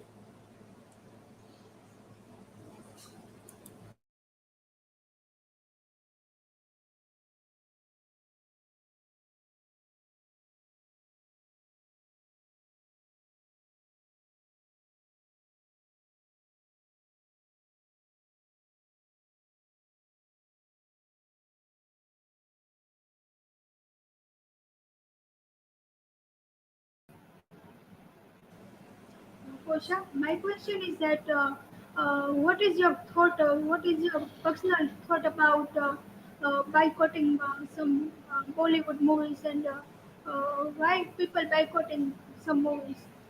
I personally feel that boycotting certain things to have better things is a good thing, but boycotting films just because that they are being, played by some another religious person or a person who is belonging to another religion is a really bad idea. No doubt, boycotting is a very good way of protesting, and many a times it is non-violent, which makes it good. But still, just protesting on the name of a religion and not knowing much about it and just blindly following what others are doing is a very wrong idea. And even there are chances that even no matter how people try to boycott films, there will always be people who will go and watch those films. And now even film stars are not that scared of their movies being boycotted. And we can see that reflection in Kareena Kapoor's statement, in Tapsi Pannu's statement as well. When her new movie Dobara is coming, she said that I don't fear the boycotters. If you want to boycott the movie, you do it. People who are going to love my movie are going to watch it. So this is also this fearlessness among people. So I feel that boycotting is fine until and unless it is happening for good. If it is happening for unnecessary reason, then it is a very bad thing to portray. Thank you.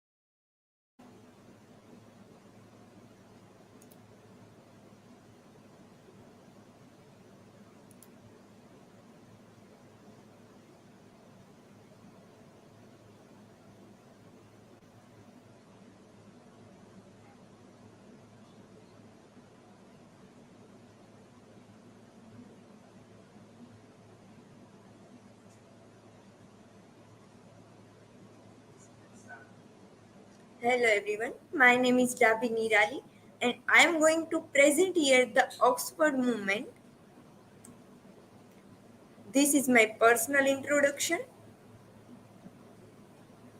This is table of point which one I presenting here. What is Oxford movement? Leaders of the movement, the high church background, the religious context, the Tractarians and history, political context. What is Oxford movement? According to me, this is the art movement. Oxford movement is a start in 1833 and it is finished in 1945. Oxford of the 19th century was a fertile sources of both aesthetic and religious movements, out of which the Oxford movement emerged as the one having the largest impact on all subsequent intellectual formations, be they theological or aesthetic, of the 19th century Oxford and Britain at large. And this movement based on religious life, 19th century of England. Oxford movement, 19th century movement, centered at the University of Oxford, that sought a renewal of Catholic or Romantic Catholic, though and practice within the Church of England and opposition to the Protestant tendencies of the church. The argument was that the Anglican Church was by history and identity a truly Catholic church. Oxford movement that took the English church into a Roman Catholicism, laws that required members of municipal corporations and government office holders to receive the Lord's Supper in the Church of England were repealed, and laws that required members of municipal corporations and government office holders to receive the Lord's super in the Church of England were repealed, and a law was passed that removed most of the uh, res- uh, restrictions formerly imposed on Roman Catholicism. What was passed that removed most of the restrictions formerly imposed on Roman Catholicism. Including that the Oxford movement was a movement that took the England Church into Roman Catholicism. Leaders of the movement. Leaders of the movement were John Henry Newman, a clergyman, subsequently a convert to Roman Catholicism, and Cardinal Richard Hullerford, a clergyman John Cable, a clergyman and poet, the Edward Percy, a clergy and a professor of Oxford. These are the four main leaders of this movement. The High Church background. The High Church tradition has its origins in Richard Hooker and Lancelot Andrews at the end of the 16th and the beginning of the 17th century was daringly exhibited by Queen Elizabeth I in her private chapel. The flourished in the prolific writings of the Caroline divines of the 17th century, those who served in the regions, and Charles I and Charles II and their successors in the 18th, government was both the champion and the stewards of the political reforms and sought to harness the new middle classes into a frame of economic growth that had otherwise been unknown in Britain. The religious context in the run up to the 1813s was highly complex. There was a universal sense of the populace being the spiritual exile, being coupled to the almost predictable sense of the apocalyptic that the Napoleon's wars had created. The core concept being that belief as well as practice should not dominate the life of the church, and that was and what was required was to allow the science of the age to assist the church in an ever expanding view of church life and society. It is the term indifferentism that captured the life of the England church in the early 19th century. In this movement, high church was participated. Thus, the evoked in the Tractarians writers that resound and sensitive resistant to even incipient rationalism, which characterized all their writing of Bacon White's positive influence. It is not too much to say that he is the real founder of the modern latitudinarian school in the English church. Watley and Hemp were in different sense his. This is quote by Liddon. John Henry Newman. Newman wrote a powerful exposition of the principle of the movement, work called the prophetic office of the church. Newman was able to turn this associated movement into some the most cherished English poems of this period. The movement's central concept denied by Newman as, as the via media, the middle path. It is that period Judge Newman says that testifies to what that fate is, which was once delivered to the saints, the fate that will always remain in the world, and which is the treasure and the life of the church, the condition of membership of the church, and normative of its teaching. The Tractarians and history. This movement, also known as Tractarianism, Newman, Cable, and Pussy, were men of their time, and that consequently a method of biblical study une- un- unenlightened by historical critical insight was all that they could have been expected to know.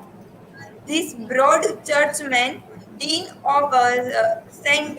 Paul's Cath- Cathedral, and the renegade Tractarian and eventual agnostic Mark Pattisons were also accomplished critical historian, thought no less ideological, of course, which the Tractarians did not attempt or wish to be. Which brings me to further points to which the handbook could have not done better justice. Political context, choosing national apostasy as a starting point may be historically convenient. It does provide a specific point of reference, much as the publication of lyrical ballads did not English Romanticism and the shorts had round the world did for the American Revolution. It is not rhetorical accurate, however, for the sermon did not call for the audience to embrace any theological or political agenda. In fact, Cable warned his audience that public conscience illes- elastical or civil will prove ruinous indeed to those who permit them to occupy all their cares and thoughts. This is my verse citation. Thank you. Okay, questions you will have it in comment. Okay, so reply in comment. All the questions you answer in the comment. Okay, we need to save some time. Okay, okay, so next presenter now can come.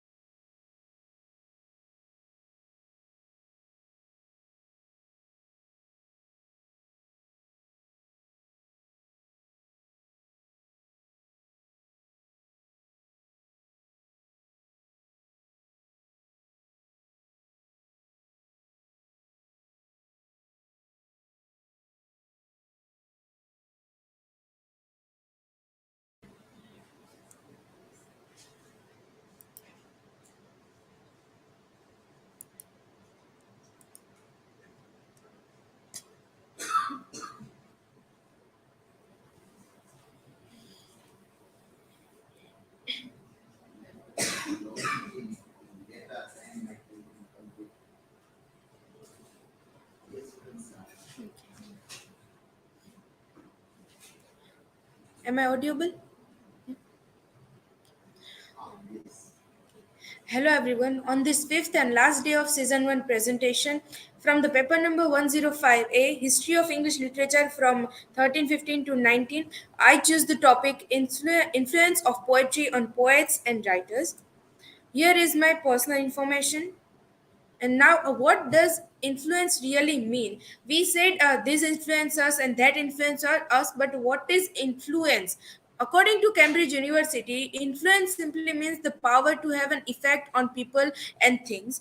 This is a definition of influence according to Cambridge University. But when we are talking about poetry and its influence, it's at a higher level than people's influence. We are influenced by so many people, but when some people when who we are influenced by, they did something bad, we hate them.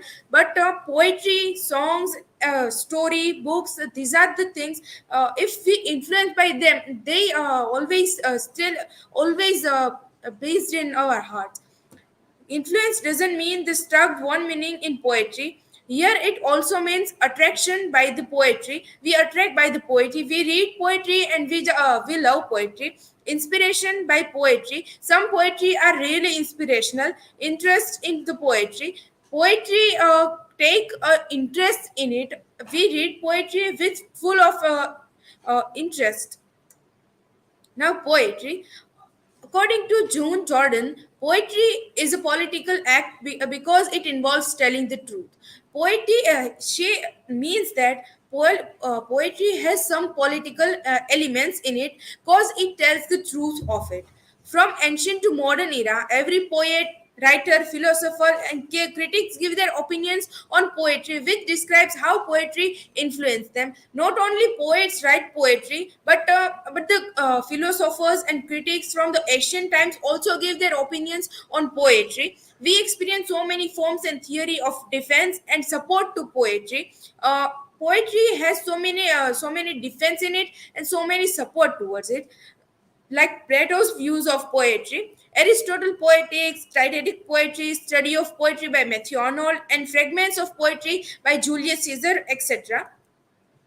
Influence of poetry on poets. When we talk about influence of poetry on poets, of course we have to choose their poems, that how they reflect themselves in their poetry. Here I choose a P.B. Shelley's poetry loves philosophy. The fountains mingle with the river and the river with the ocean. The winds of heaven mix forever with the sweet emotion. These lines show that what he feels about nature and how he tells that nature in further. This poem leads towards his lover. He tells his lover that if a natural thing mingles in each other, why we can mingle in each other. Now, daffodils by William Wordsworth. We all know daffodils from so many times, that I wandered lonely as a cloud that flows on high over vales and hills, when all at once I saw a crowd, a host of golden daffodils beside the lake, beneath the trees, fluttering and dancing in the breeze. This is a very beautiful poem of Wordsworth, and this type of poem, when Wordsworth wrote it, then we say that yes, Wordsworth is a romantic literature, a call as a father of romantic literature. The poetry's structure, poetry's rhythm, poetry's rhyming scheme, poetry's so many meters and structure, syntax, everything is perfect. When we read poetry, of course it seems a little bit difficult, but if we dig in it, we can easily understand it.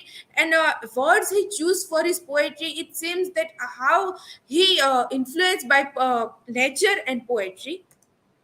Now, songs from play by Shakespeare.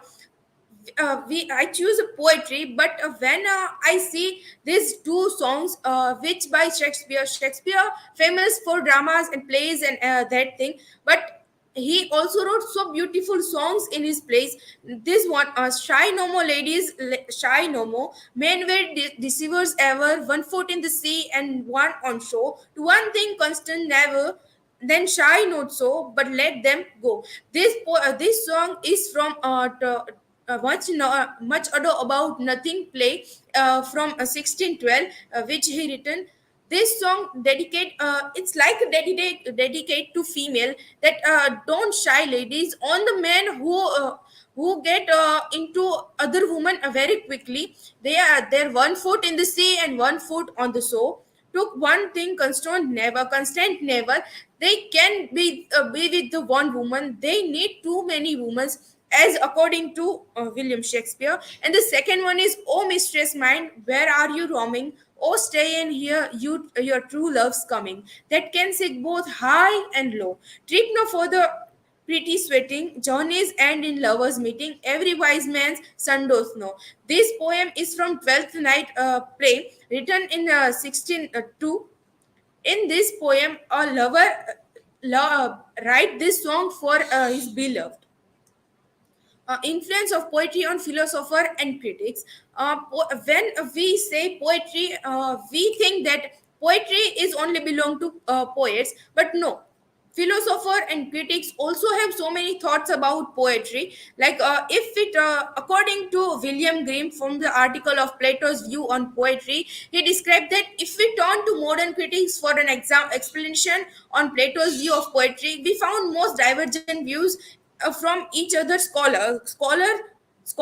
First scholar J. Reber tells that holds that Plato criticizes poetry because it is imitation, and because poetry addresses itself to the lower faculties of man, with which we cannot grasp truth. And other hand, F. Slathin defends that Plato's poet, depending on inspiration, renounce knowledge and can at best attain only right opinion. Now, when we are talking about Plato's view of poetry, we should remember Aristotle Poetics for Defense of Poetry. According to Peter Simpson, in the article of Aristotle on poetry and imitation, he wrote that Aristotle suggests distinguishing poetry from painting, music, and dancing, with which are also imitation. And why? Because poetry imitates using language and rhythm, and also harmony and song. Use of language will distinguish poetry from dancing and music, and use of rhythm or generally verse will distinguish it from prose imitation like Socratic dialogues. Now, influence of poetry on myself. When I see this type of picture, I click that picture, and it is totally belonging to a romanticism. Then I also inspired by influence and inspired by Shelley, Byron, Herbert, and other poets. I can say that if continuously 5 days we read or heard the poetry or any poem, we can write a poem, and I try to write it, that I believe in fantasy. Maybe you involve in me. I am just a little tree, want to grow and make a flea. Then Lark is always telling me, this road take you to the sea, just dive and swim, believe in thee. That there are so many efforts we have to make still. We are just a little tree, and we want to grow. But after we grow, where if I am a tree, I am grow, and I'm go up high. But I don't want to grow and still stuck here and here. I want to flee. I want to flee anywhere else where I want to. Lark always telling me, this road take you to the sea, that if you go this way, this way, you can go on on your point where you want to go. But and in this way, if you want to go, you get your position. And if when you reach your destination, just you need to dive in this ocean of this your so many efforts, and just want to believe in yourself and also in thee. Here is my work citation. Thank you.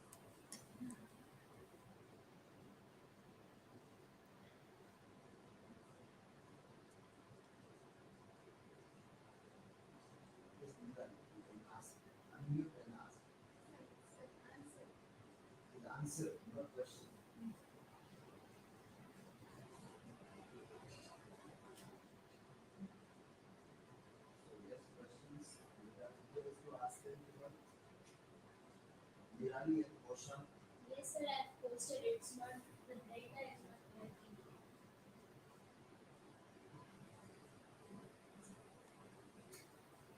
Open YouTube with the laptop and there you can ask.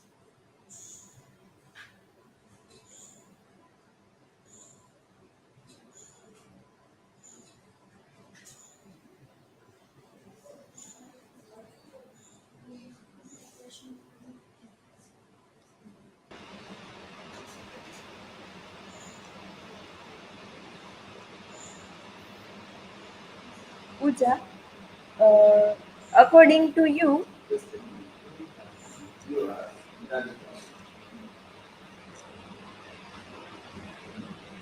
Yes, Pooja. According to you, what is your opinion about poetry? My opinion about poetry. I personally read so many books and also read so many poetry. But when I read a story and unlike it, I read a poetry. I really like poetry most than story because poetry has this influence. If a story belonging my situation, I'm not full with that. But when I read a little word that attached to me, I feel more attached with it. So poetry influence and inspire and attach with me more than prose.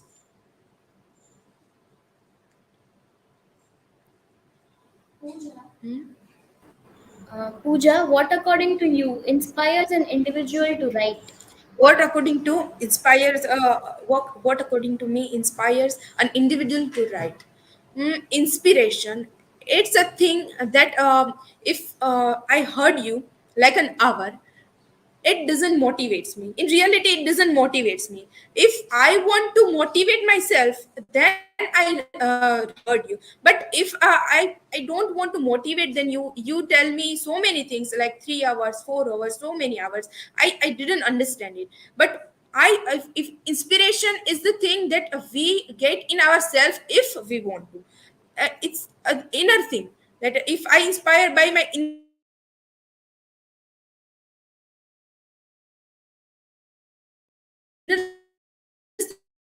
self, then I think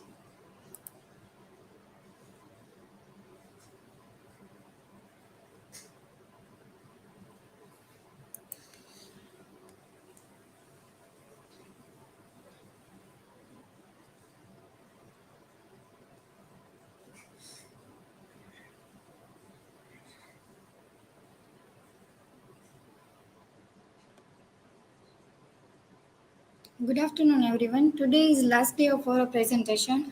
My topic is paper number 105, History of English Literature.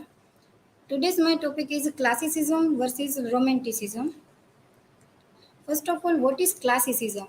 Classicism is aesthetic attitudes and principle based on culture, art, and also specific genre of philosophy, expressing itself in literature, architecture, and music, which has ancient Greek and Roman sources and emphasis on society during the 5th and 4th century before Christ. It was particularly expressed in neoclassicism of the age of enlightenment.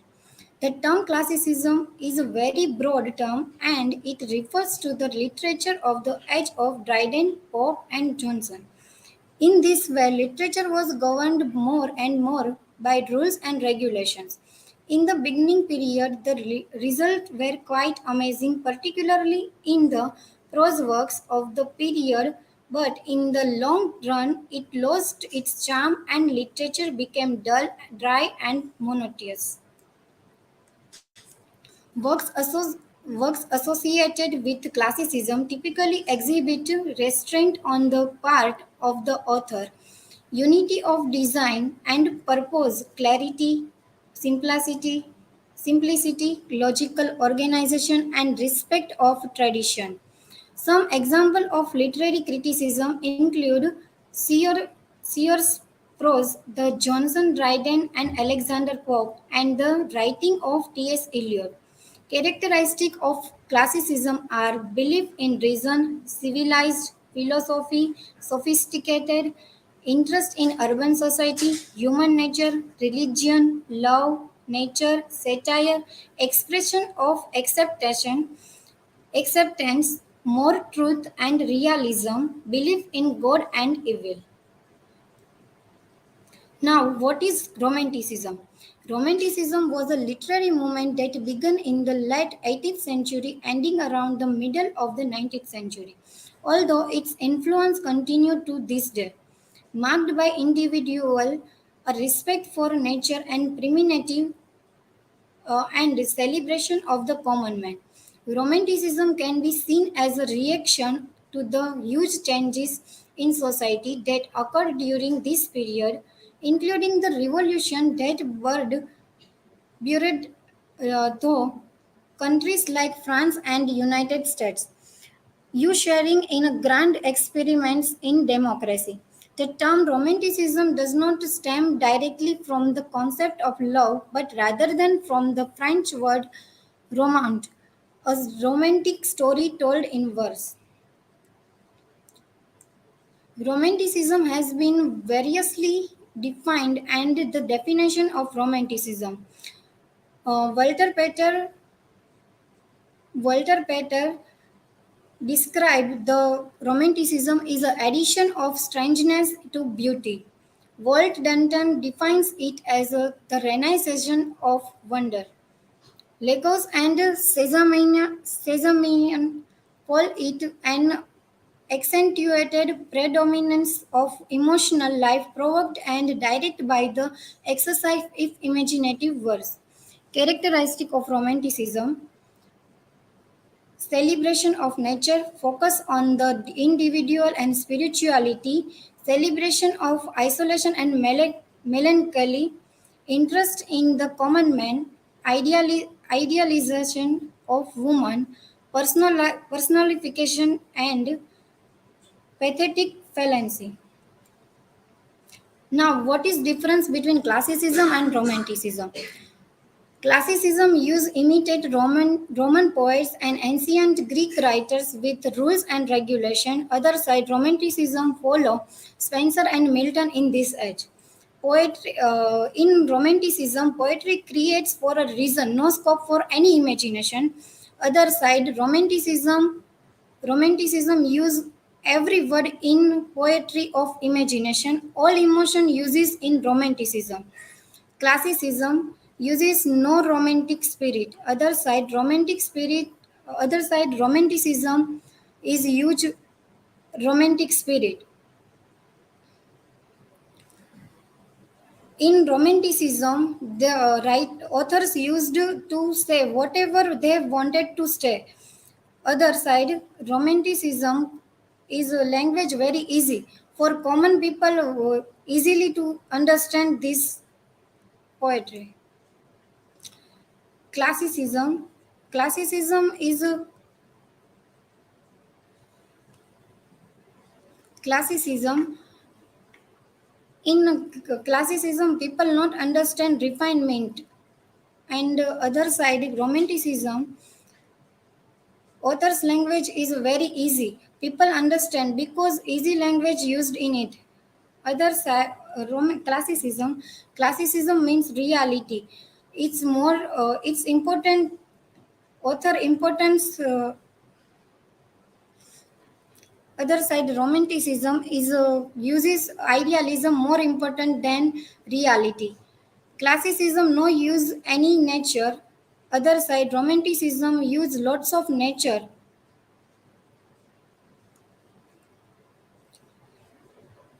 Classicism follows rules and regulation for proper refinement. Other side, romanticism no rules and regulation. In romanticism, believes that if rules and regulation are followed, then the emotion cannot come out and the emotions become artificial. Here my work cited. If you question me. Okay, questions in the comment. Reply in the comment to the Okay, thank questions you. which are asked.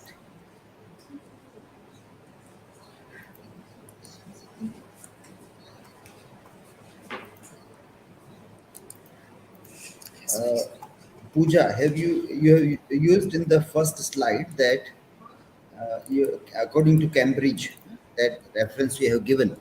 So have you cited that? What according to Cambridge, that citation have you given? Hmm? Not given. No? So then, how can we rely that that will be?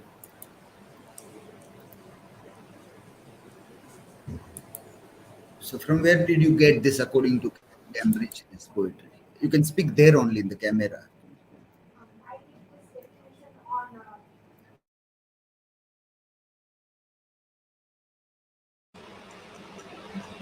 I get this definition of influence on the original site of Cambridge. For that you need to verify. That's why it is required.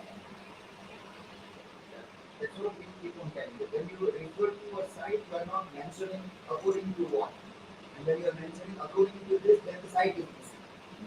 These two links are not coming. So the other students who are giving citations, what we are not seeing is that you are not referring to that when you are writing the slides. And when you are writing in slide according to this, then it is not in the citation. Once that will happen, then it becomes research writing. Now, this is, I don't think, very difficult that we have to go to NASA and get trained and learn, then only this all technicalities of writing we will learn. I think it is very simple. અંગ્રેજીમાં સુંદર ગુજરાતીમાં કે બે વસ્તુને ભેગી કેમ કરવા જે સોર્સનો ઉપયોગ કરવો એ તમારે સ્લાઇડમાં લખવાનું છે કે ફલાણી જગ્યાએ ઠીકણા ભાઈએ આવું કર્યું છે પછી એ ફલાણું ઠીકણું ભેગું કરીને આપણે નીચે છેલ્લે મૂકવાનું છે વેબસાઇટ આનાથી સાદી ગુજરાતીમાં તો સમજાવી નહીં શકાય. I hope that is very clear to everybody that what is expecting as a part of our criteria in rubric that what we want as citation. So because that is what I will tell. અને પછી તમને પ્રશ્ન ન થવો જોઈએ કે હું શું અપેક્ષા રાખું છું. પછી પાછી એવી તમારા મનમાં હજી શંકા રહેશે કે શું અપેક્ષા છે મારી. So then it will be difficult again to explain. This is expected, only this much. It is not a very high expectation also.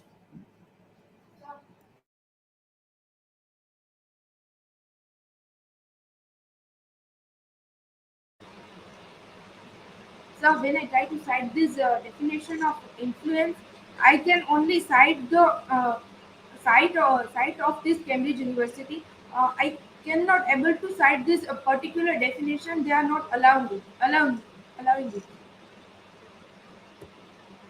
No, but if I see, then I can tell you.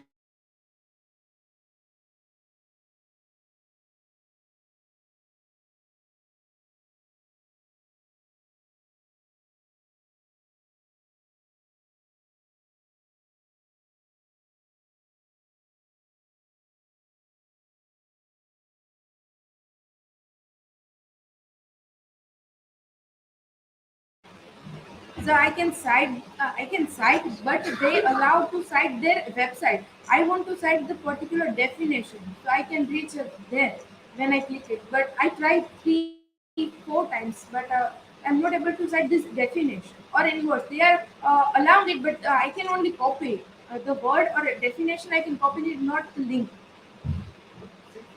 Website, you don't have to cite a specific thing that you reach there only. Why you want to cite that? But it is not at all required. No, anybody told you that you have to do in this way?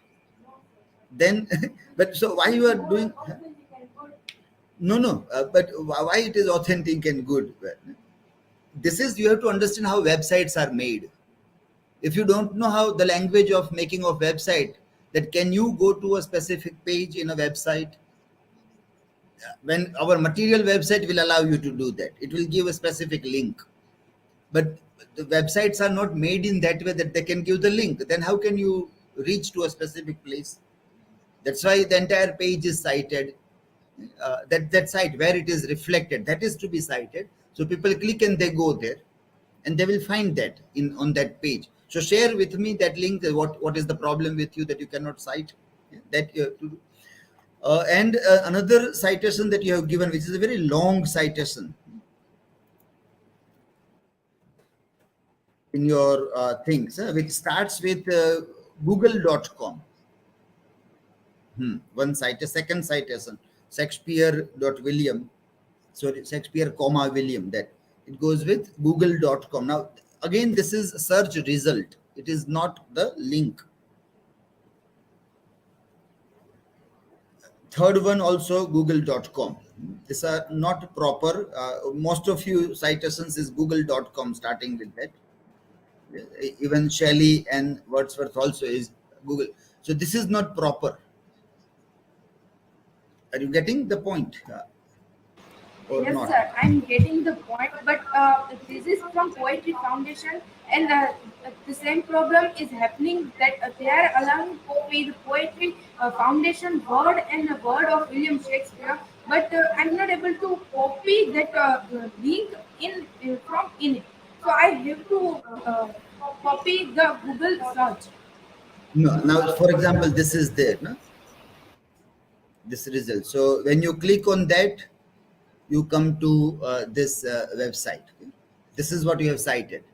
Now I copy this poetryfoundation.org, poems 050262. That is what I have to type. Are you able to see that? My page, top. Yes, sir, I'm able. This is what you have to copy. And so if I can do, why can't you do? I tried this, but sir, it is not working in my phone. That's why I have to change the link. Okay, then you can type this. Are you getting the point?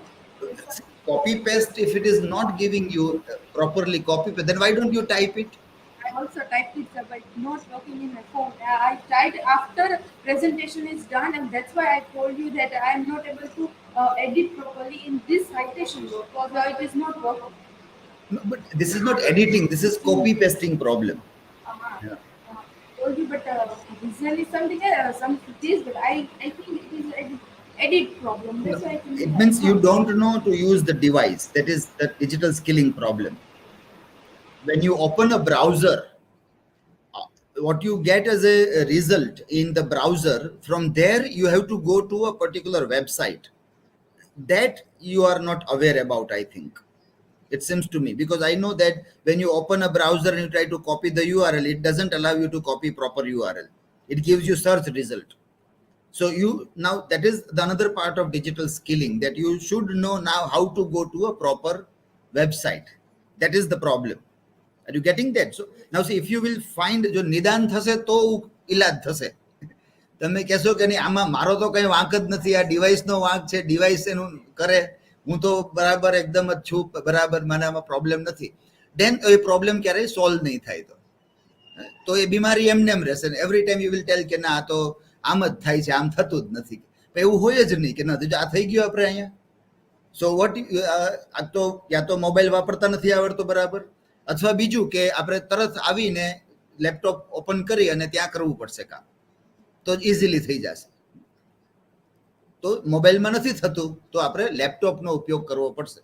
એટલે એ રીતે થોડું વહેલું આવી, laptop અહીંયા ખાલી હોય ફટાફટ અડધી કલાક વહેલા આવી જઈએ આપણે એના માટે, એટલે એ કામ પૂરું કરી શકાય. અથવા કોઈનું લેપટોપ માગી લઈએ થોડા સમય માટે, જો એ મોબાઈલમાં ન ફાવે તો. નહીં તો મોબાઈલમાં થાય જ, એમાં ડેસ્કટોપ સાઇટ આવતી હોય છે સર્ચ કરવા માટે, અને એક લિંક બીજી આવતી. You can show me right now while this presentation is going on, so I can give you the guidance in that what is the problem you are facing there. So you are not talking about this all problems that you face, so we can't solve it. તમે પ્રોબ્લેમની ચર્ચા કરો તો એ પ્રશ્ન solve થાય, નહીતર એ problem તમે તમારી સાથે જ આખી આજીવન રાખશો કે ને આ તો કંઈ થાય જ નહીં, ભલે ને સાહેબ વાતો કર્યા કરે, આવું થાય તેવું થાય, કાંઈ નથી થતું, કે આ બધી ખોટી વાતો અમને શીખવાડે છે, આવું તો કંઈ થતું જ નથી, કે તમારા મનમાં આવું થાય કે આ બધું બોગસ છે, કે આવું કંઈ ચાલે નહીં, કે આ વર્કશોપો કરે હાઉ ટુ સાઇટ ને આ ને તેને, બધી બોગસ વાતો છે, કે જો આ ક્યાં કંઈ થાય છે. તમારા મનમાં તેમ જ રહે ને કે મારે તો થતું નથી એટલે કંઈ થાય નહીં, આ વેબસાઇટમાં પણ એ અલાઉ નથી કરતા, એવું આપણા મનમાં ગ્રંથિ બંધાઈ જાય, પણ એવું નથી હોતું ખરેખર. Okay, yes, quickly you can start now. Next.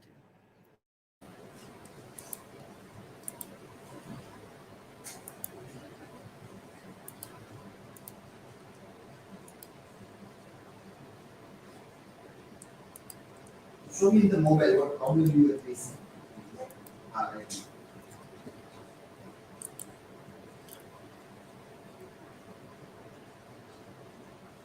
Okay, am I audible? I guess we can start. Very good afternoon to all. On the last day, 5th day of the presentation of semester 1, I, Trushali, are going to make a presentation on the development of English drama. I will mainly focus on the early stage of drama and then Elizabethan drama. These are my personal details. In this presentation, I am going to discuss the points: miracle plays, mystery plays, moral period of the drama, artistic period of the drama, decline of drama, and later development of drama in English. Let's begin with a definition of drama by Merriam-Webster Dictionary. Drama is a composition in verse or prose intended to portray life or character or tell a story, usually involving conflicts and emotions through action and dialogues, and typically designed for theatrical performances. So drama is made to be acted, not made to be read. The word drama came in English in 16th century via Latin from Greek word dren, means do or act. According to William J. Long, the development of the drama in English can be classified into three main periods: religious period, the moral period, and the artistic period. So what is the early stage of drama? So in Europe, the drama was originated in religious. It was started by the religion activities. The first character is from New Testament of Christianity, and its major aim was to make service of church more impressive, and through this plays try to give moral lessons out of that. In Roman Empire, church found stage possessed by corrupt plays, so it was forbidden by the church. So we can see here that some corrupted plays came into being, and church suddenly banned this plays, and we can compare it with boycott. That church has boycotted this kind of plays. And later on, church itself provided these plays in the form of mystery and miracle plays. So now they get another form of mystery and miracle plays in English drama. So what is miracle plays? Miracle and mystery plays both are included in the religious period of the drama. In this miracle plays, there is representation of lives of saints, which is originated in the Bible. We can't find that much record of this miracle plays. The only one record of this plays in English is the Ludus de Sancta Catrina in 1110. And there is also disputes about the authority of this play. chief actors in miracle plays speak Latin and French, and the minor characters in this plays speak in English. So there is in that period, Latin and French were considered as a high language, and English was a vernacular language, and that's why this differences was there. In 1300, it were out of ecclesiastical hand, means church has given it to the public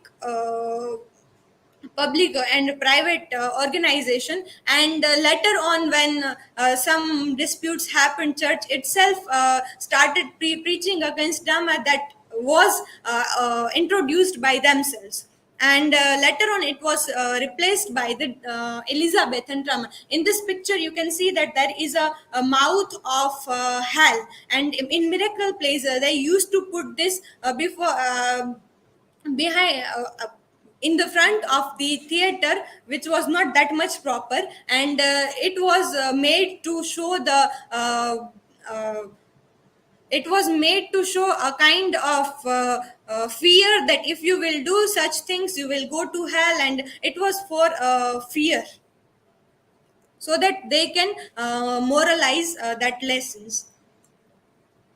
And then the another form, mystery plays. This mystery plays is seen was derived from the life of Christ and stories from the Old Testament with the coming of Messiah. It is divided into two classes: at Christmas, which in which birth of Christ related plays were made, and at Easter, and it was about his death and triumph and final judgment. There, when I was going through the book of William J. Long, I find a dispute that in William J. Long there was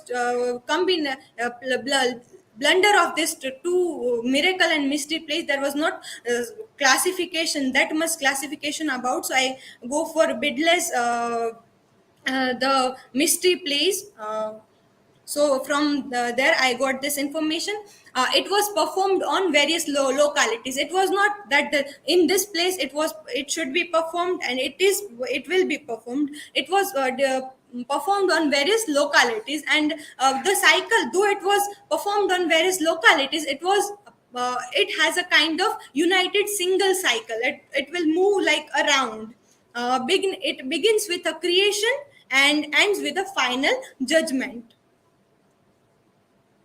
uh, this place, mystery place, presented every spring on Corpus Christi Day, and at present four cycles of mystery plays exists: Chester, York, Townley, or it is known by another name, Wakefield, and then fourth, Coventry. Nowadays, York cycle is much more important than all three. There is a kind of touch of humor which was not there in miracle plays. In this mystery plays, there was no originality in plot was possible, because they was not providing them to present what is going on in the lives of people of England. So only variety was there in songs and jokes, and in the prank of the devil.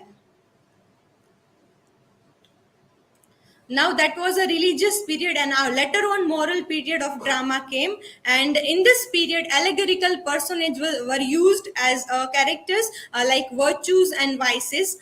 There was now move a step forward. England has given a free scope for imagination to them, and in this moral period of the drama, character of vice were introduced, which is quite similar to our modern clown and jester.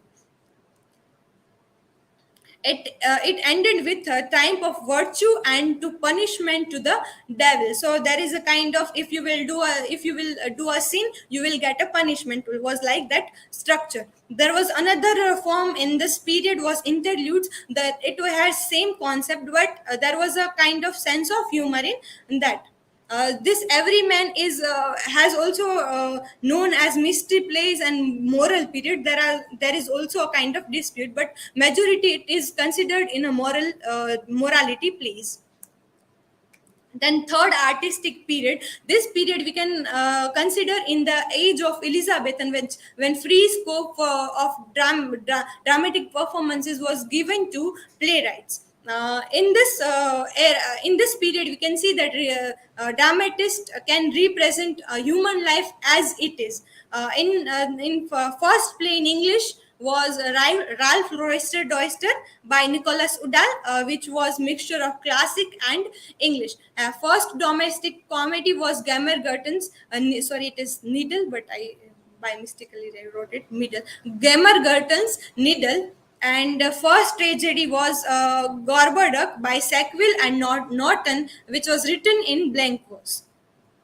The authority of Gammer Gurton's Needle is also has a dispute in it. So there is not a specific name. There are lots of dispute around this play. There were two schools of writing exist in this artistic period of the drama. First was the seven university wits, and another was two school wits, which was Thomas Sackville and Thomas Norton, who has written first tragedy in English, Gorboduc. Now, Elizabethan age was full of enthusiasm in drama. There was free spirit in literary activities. But later on, what happened? Some corrupted plays were Shakespeare was doing something, and his contemporary and his successors using that in a huge form. So it was having a kind of corrupt ideas. So the decline of drama begins with Johnson and continued with Beaumont Fletcher, Dekker, and Haywood, and many others. And according to Edward Albert's book, chief reasons of the fall of the drama is the narrowings of the ample of Shakespearean's motive, which comprises all mankind into theme of temporary, local, and fragmentary importance. So Shakespeare was giving importance to daily lives of people, while others were not doing that. They were doing exaggeration in it. So that's why this is the main cause of the fall of drama. There was a superficial improvisation of the drama, earlier drama and drama of Shakespeare, and lack of creative power which earlier writers had. And the fourth and most important is vulgarity. After that temporary bend was in Puritan age, when Puritans came in power and all the theatrical activities were banned. But later on it was reappeared, and in restoration era they give free scope to perform this theatrical performance. While considering this early period of the drama, we have to understand that in that time women were not playing role of women, it was played by men. So in our regional dramas, we can see in Bhuva also right now female characters are also played by a man. There is not change, we are not having in Gujarati the change of that female came into the to perform the role of a man, women. So in the latter period of the drama, it is not so that after decline of the drama in Puritan age we got lost in drama. After restoration of King Charles, the playwright starts to write the dramas, and that was a very good sign of the development of drama in English literature. But we can see parallel that in neoclassical age we have a new classical imitation by the Victorian neoclassical writers. But in neoclassical and Victorian period there is a dominance of novels, not plays. Yes, there are many plays written, but importance important form of literary writing is novel, like Henry Fielding, Pope, Still, Samuel Johnson, Goldsmith, Charles Dickens. All are known for their novels, not for their plays. They have also tried their hand on dramas, but that was not quite popular. In the Romantic period, poetry was in dominant form. Scott, Coleridge, Byron, Shelley, Tennyson, Thackeray, and Browning all have also tried their hand to write dramas, plays, but they didn't succeed in writing dramas. Because of the new Romantic spirit, they were writing poetry, and that was because of that reason poetry flourished well in this period. In the retrospect of drama, Henry Beer says that drama is not meant to be read but to acted. The drama can subsist without any dialogue at all, as in pantomime. Pantomime, we all know, where gesture is used. There is no dialogues at all in that. Everything is performed by gestures only and body movements. So. Uh, Beer says that there is to perform drama, there is no need of dialogue as such in this field. According to Brander Matthew, the skeleton of every play is a pantomime. That's what quotes Beers. So, pantomime is the basic fundamental idea of play. So this is the insight of the early period of the drama. In modern period, we also see that in our in India, if we see that Gujarat especially, our dramatic actors are working in Ahmedabad. In Bhavnagar, we are also not having that much interest and enthusiasm in drama performances. In Ahmedabad, there is lots of theaters are working, and our actors are going out of Gujarat to Bombay to act, to perform dramas and to begin their careers. But in and all, they are plunging into a field of TV serials and movies. So we many Gujarati actors like Dilip Joshi, Disha Vakani, and others well known are now in the field of TV serials, though they were earlier acted in dramas in Gujarat. So it is not in Gujarat; it is played everywhere. So the we cannot say that drama is completely banished, because drama is still working. It is the good art, and people are still going to theaters to watch dramas, though after coming of TV serials, movies, web series, and all that, people have less interest to watch drama, because that is too time consuming, and it is very difficult to perform a drama rather than making a movie. No doubt that is important. We all have experienced that we made a video to post in YouTube as a part of celebrating Teachers Day. But we all know that how much endeavor we have done, but that time we are not having not having audience. We don't have to face audience. So drama has always been a very difficult art in the sense. So I would like to conclude my presentation with the quote of Beers, which he gave in the same paper, the retrospects of the drama. The theater indeed is not dead; it has continued to live and to flourish, and it flourishing entertainment to public today as it did 200 way 2,000 years ago. So he just want to tell that drama is not dead; it is still existing, and we all are getting fruits out of that. These are the works which I have cited in my presentation. Thank you. Now I'm open for questions. Okay, now, reply the questions in the comment. Okay, so we'll have a very quick final comment on this.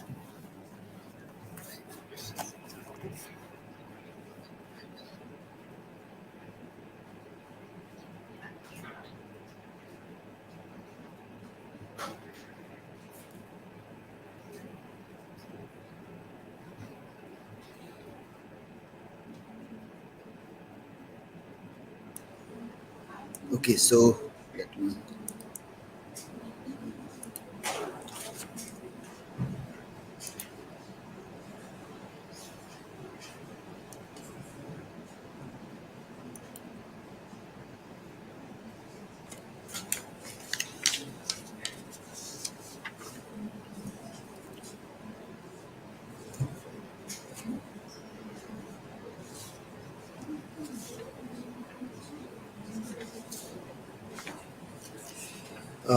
When you ask questions, we have put one comment. I have shared one link also that what, which.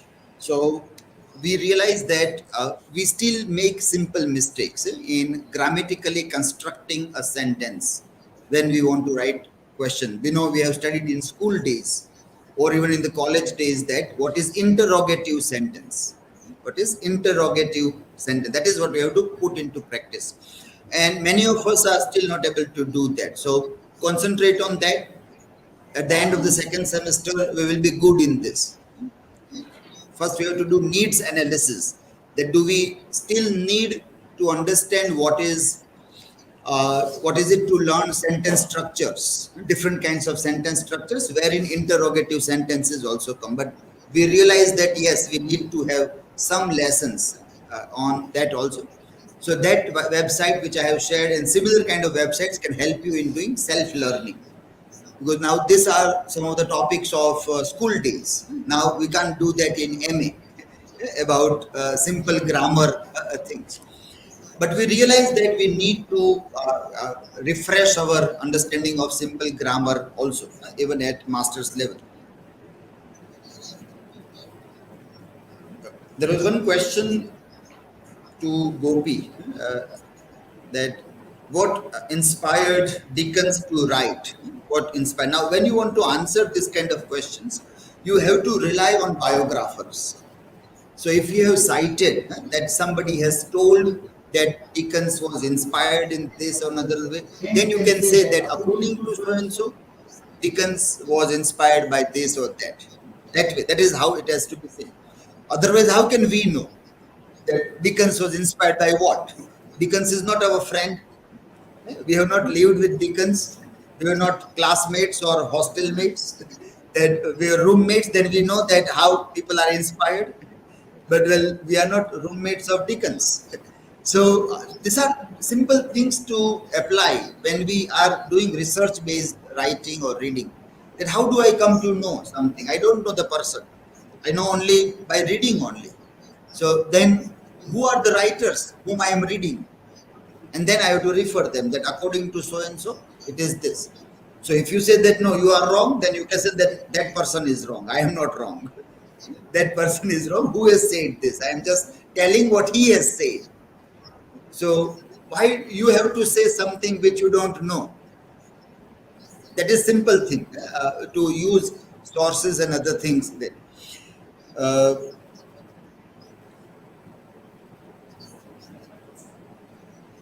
Bhavyata also asked this very quickly, this question. This also we have to overcome, questioning why we put these questions. What is the purpose? Is this that you attentively listen? This. We have seen initially that when presentation means, people will say that when my turn will come, I will come at that time. 10 minutes only I will come. I am very busy. I am collector of Bhavnagar district. I have so many works. I will come 10 minutes, speak, you listen, and then I will go. So then we say that no, this is not fair. You have to listen others. You have to develop listening skills also. It is not only speaking skills, it is also listening skills which are to be developed when you. So you have to sit and listen others also. And it was very tough initially to convince people. People will come with variety of excuses. મારી બસ છે ને vacation પડ્યું છે ને અમારી ticket book થઈ ગઈ છે ને કારણ કે આજે વેકેશન શરૂ થઈ ગયું છે દિવાળીનું એટલે ઘણા લોકો એ રીતે આવે કે હવે અમારે ભાગવાનું છે એટલે અમારું ઊભા પ્રેઝન્ટેશન લઈ લો ઘણી વખત સ્કૂલમાં કોલેજમાં તો લોકો પાર્કિંગમાં પ્રેઝન્ટેશન લઈ લેતા હોય કે હાલો આવી જાય બોલી જા તું એટલે તારું પ્રેઝન્ટેશન લેવાય ગયું. So that habit they come here that this is how presentations are taken. So it takes time. So we want you to listen. Don't be in hurry here and there, moving around at least. And then we also realize that you don't have a capacity to sit throughout the day. Initially, when we started 10 years back in 2010-11, we used to have entire class to sit and listen throughout the day. Then we thought that, well, it is unbearable to the students. I can bear, but students cannot bear this. So we made groups, 2 groups, 3 groups, depending upon the time that is required. And within that group also students were not listening. Like they start talking with each other or start doing mobile things and other things also. So I started sitting back so I can see what you are doing. I was sitting near, like in the classroom when we do, I have to sit near, and you sit behind me. So then I can't see what you are doing. So that's why this setup we have done, that I sit and I can see what you are doing, and I can pinpoint that what you are doing is not fair. So we developed this system after experience that students will not listen. Then we came with the idea of asking questions, that at least two you will listen. Now we are seeing that even two you are not listening. When only two students you have to listen and ask, then also you are finding it difficult, you are forgetting, you are not doing. So, well, these are all things you have to learn. It's a long way that we have come to this structure from learning, experimenting lot many things. So what is your learning outcome, that also you have to see. So when she very quickly asked this question, that why Dickens is considered a novelist? Well, because he's writing novels. What else? He's writing novels, so he's considered novelist. He's writing poems, so considered poet.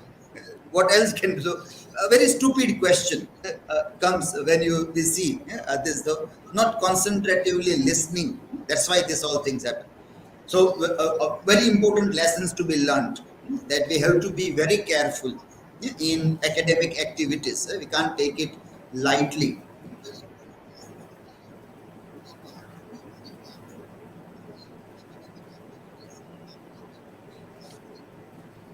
Okay, Pooja, we have seen that. No? So now I think the problems are solved. No? Your problems are. So it is good that I asked. Otherwise, the problem might have remained as it is. And you might have told everybody કે આ તો આમ જ હોય ને અમારા સાહેબે કીધું આમ જ હોય. ને તો એમને એમ ચાલતું રહે. પીએચડી કરવા જાત ને પછી કોઈ તમારું બધું ફગાવી દે કે તમને કઈ આવડતું નથી. તો તમે એમ કહો કે અમને તો એમએમાં કઈ શીખવાડ્યું જ નહીં.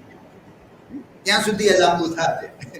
જો આપણે ન શીખીએ તો બરાબર કે છેક પીએચડીમાં કોઈ યુનિવર્સિટીમાં ગયા હો તમે બીજી, ત્યાં અમને બદનામ કરો કે આ સાહેબ ત્યાં બેઠા બેઠા બધું લાઈવ કરે પણ શીખવાડતા કઈ નથી. આ વિદ્યાર્થી જો આ તો એમને કોરે ધબ આવ્યા છે, કશું આવડતું જ નથી કઈ, એવી છાપ ઊભી થાય. જો આવી સામાન્ય ભૂલ આપણે કરીએ, this is a very simple mistake. Maybe you are not still understanding why I have to pinpoint this again and again, because I see your future. When you will go somewhere and you make this kind of mistakes, they will say that, well, you are not taught anything about this all things.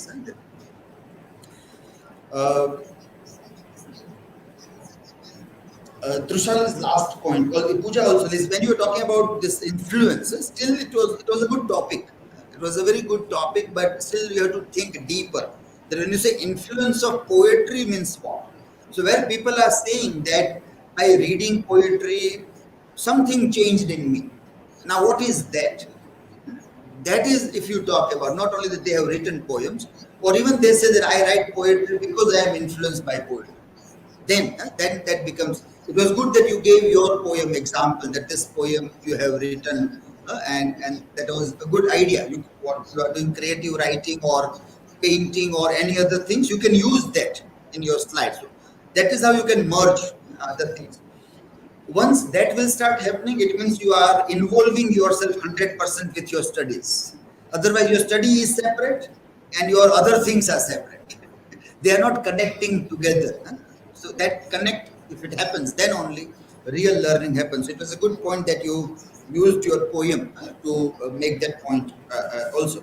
Right now, there are all romantic poems. Slowly, maybe you will move towards the poet that you cited, June Jordan.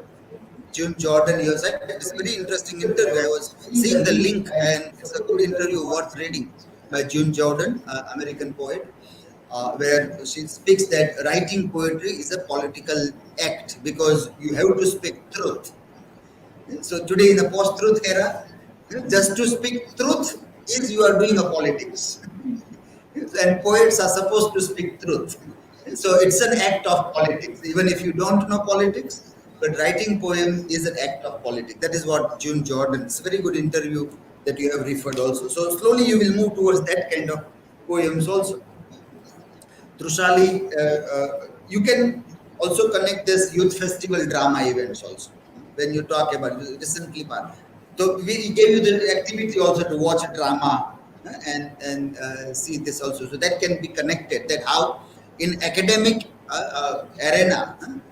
Cultural activities in all the universities throughout India, dramatic events are there. One act play, mono acting, mime, several such events are there, and very enthusiastically throughout India, so many young students are participating.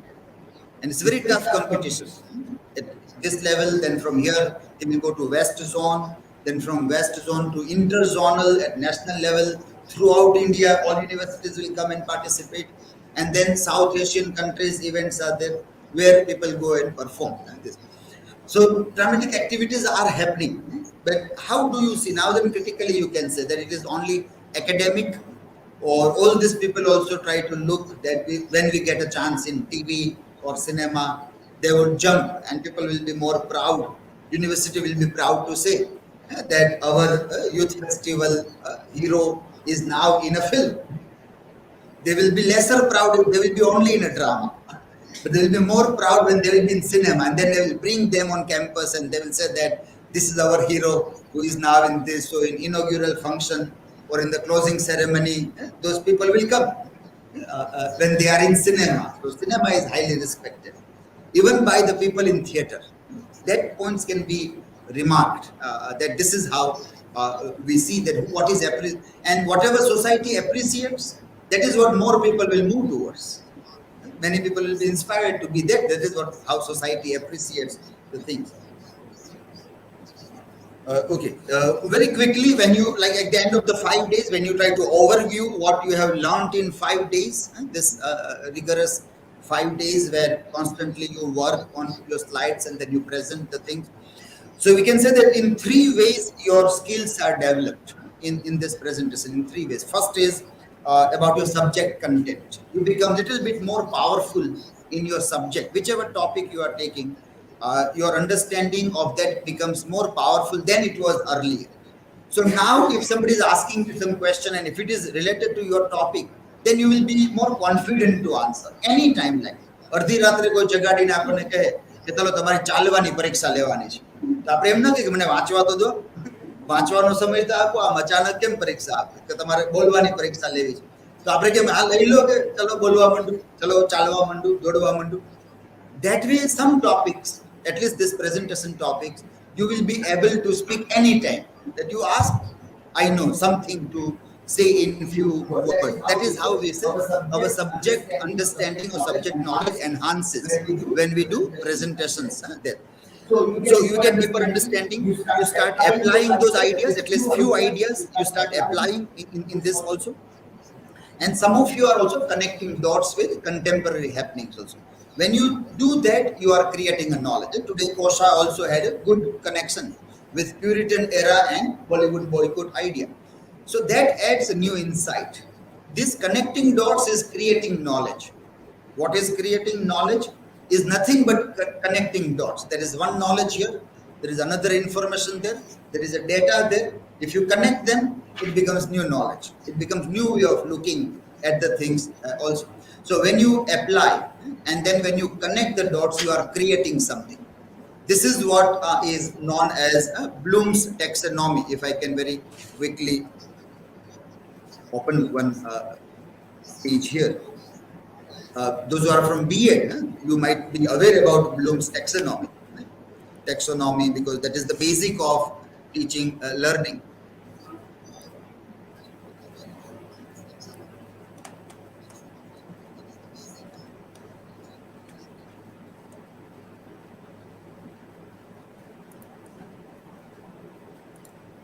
Sharing a screen. I hope you all are there to see that. Okay. Are you all inside? Yeah. Now you are seeing this. This is called Bloom's pyramid, Bloom's taxonomy. So see, remember, is all only about university exam. University ની પરીક્ષામાં શું check થાય? ખાલી જે પાયામાં છે, ખાલી છે એક જ.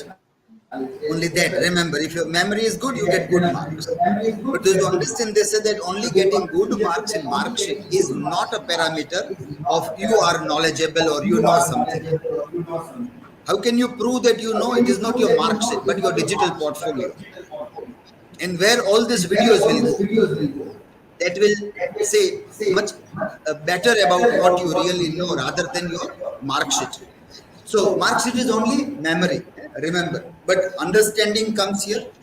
When you apply this, that comes here. When you analyze, you evaluate, and then you create. That is connecting dots. That is at the top.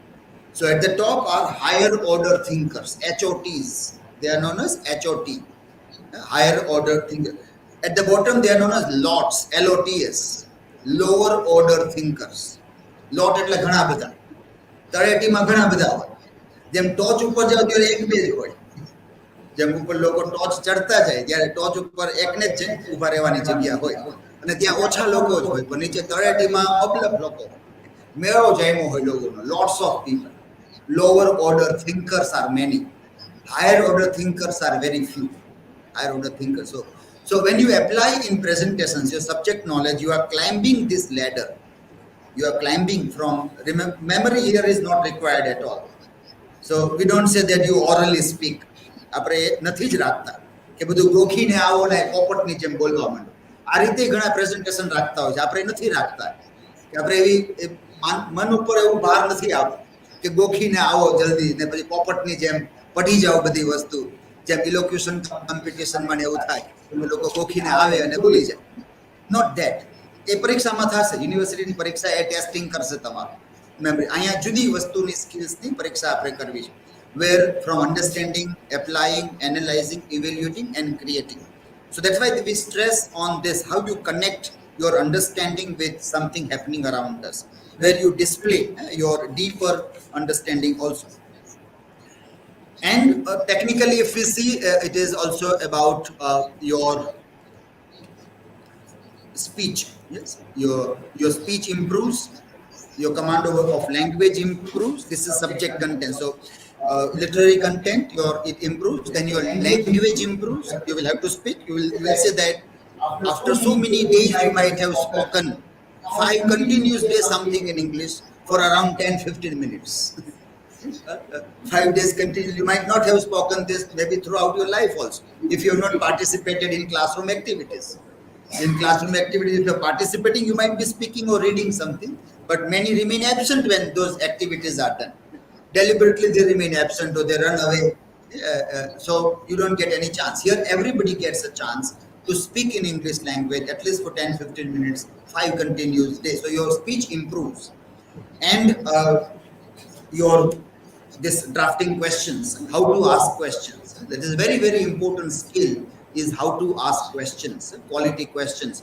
That also you are improving when you are working on this. That is about subject knowledge, literature and language, what you are improving. In that second column is presentation skills.